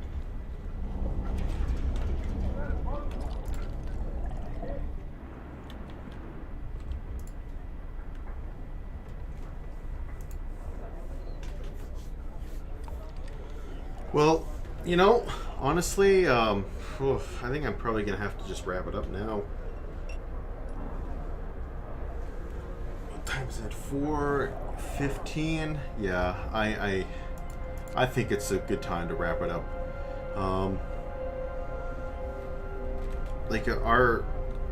So far we're doing pretty good, honestly. I'm pretty happy with... I thought this was going to be a lot... It was going to be a lot worse. Things were going to go south a lot quicker. But we're doing okay, to be honest. I honestly think I need more gathering huts. At least more people demand the gathering huts. Because we're doing okay, but I still feel like our... Things can go south so quickly in this game. This is not that big of a coal... It's not that big of a coal pile. Things can they can get ripped apart very quickly.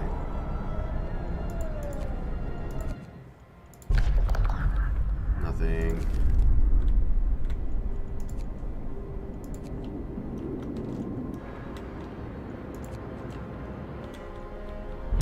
I need steam cores too. And as far as I remember, you can't actually get, or you can't create steam cores. They have to be found in the wilderness. I've got all the insulation, right? Except for the cookhouse insulation and the infirmary. The insulation is definitely going to help us.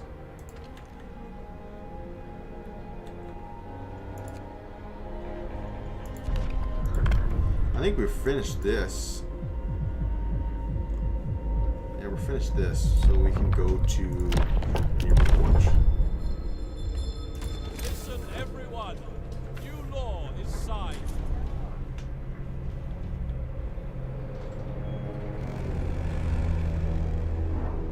End of shift. Go rest all who can. Go rest all who can.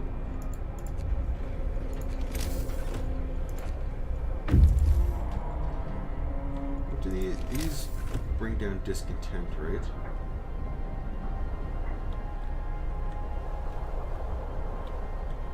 People working near watchtowers were protected by their neighbors. Sure, if that's what you want to think.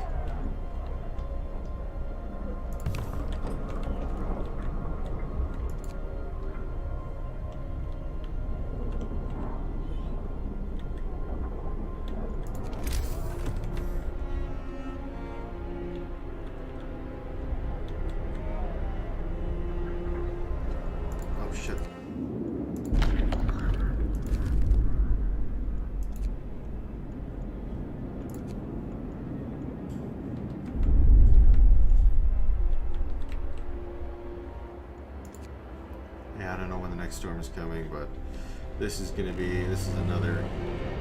Wrap up well. Frost is here. Cold at home.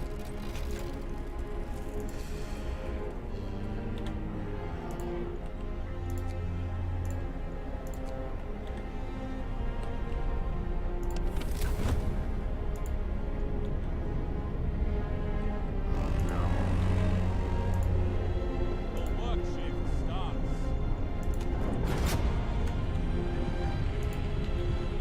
Unfortunately, overdrive is not going to do me very much good.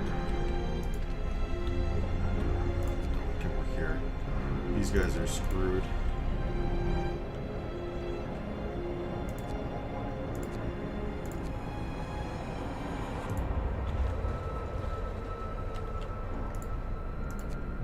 The real question is, am I going to have enough coal to keep everything functioning? Okay, no, he isn't on level 2. Put him on level 2. That might keep these guys... Really, even with level 2.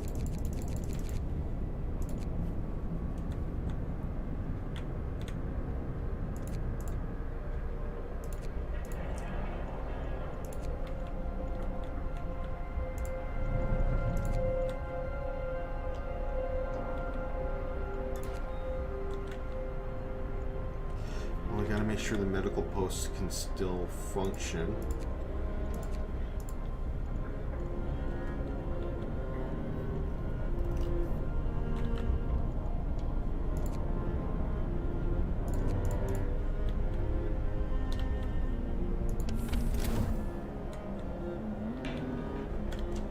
Yeah, this is not good.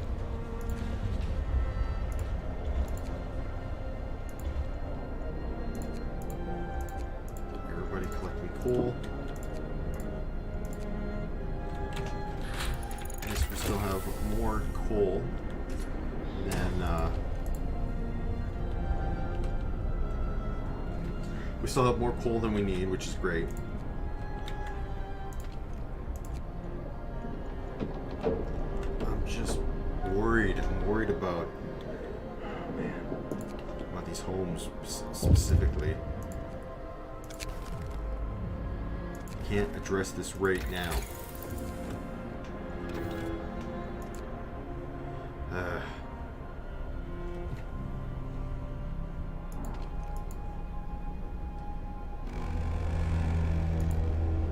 Workday ends. It's time off. Oh, this is just the range setting. I thought this actually increased its heating output. Shit. That's not very helpful. At least at night I can put the furnace on overdrive.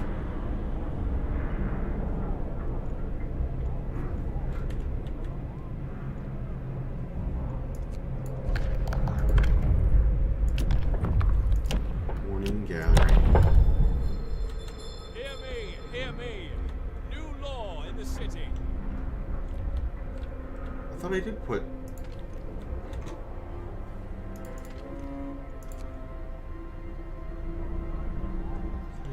down another watchtower. Oh well. Fucking man, negative 70. This is just unreal.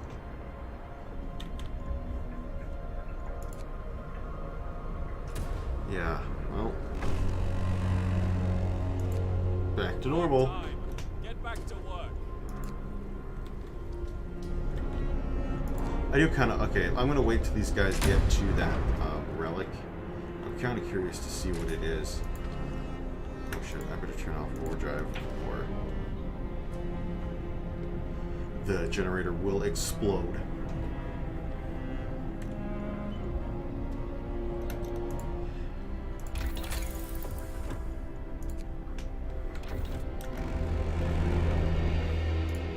End of shift. Well, I think I might have to send people to work at the sawmill.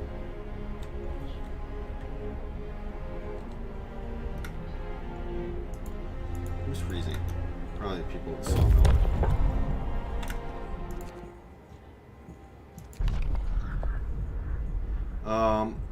going to risk our lives. It was a gamble, but our scouts managed to search the wreck without preparing beforehand, and they retrieved the treasures it held. Nice. Good job, everybody. So let's bring it home, and then we'll probably just wrap it up for this Let's Play, or not Let's Play, live stream.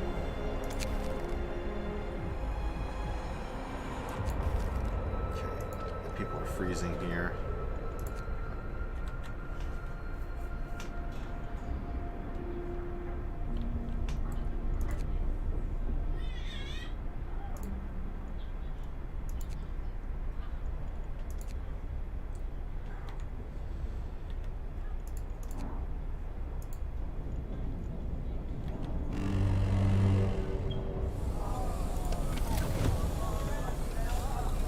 Okay, good. Now at least they won't be cold at home. So that's a small mercy. Forming on there. A new law has passed. Work time. Get back to work.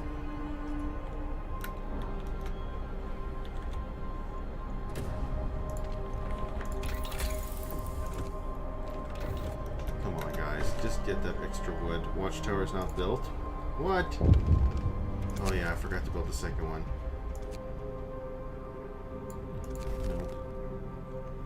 Man, discontent's getting out of control. And hope's going down.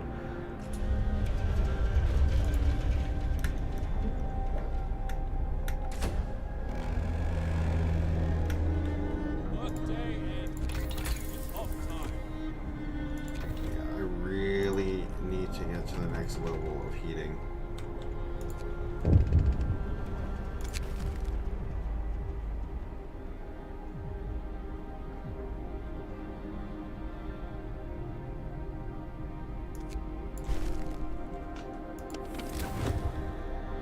Which homes are cold?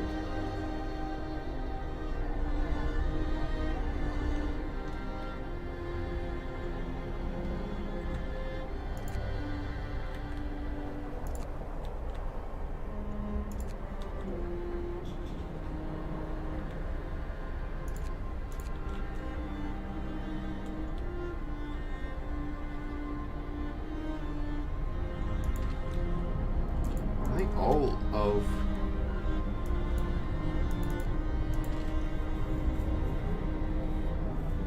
ours livable. Is this livable? Yeah, that's livable.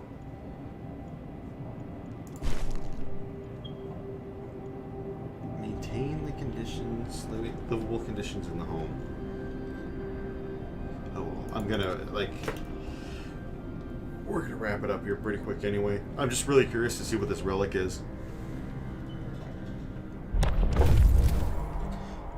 Nice. Rejected automaton designs.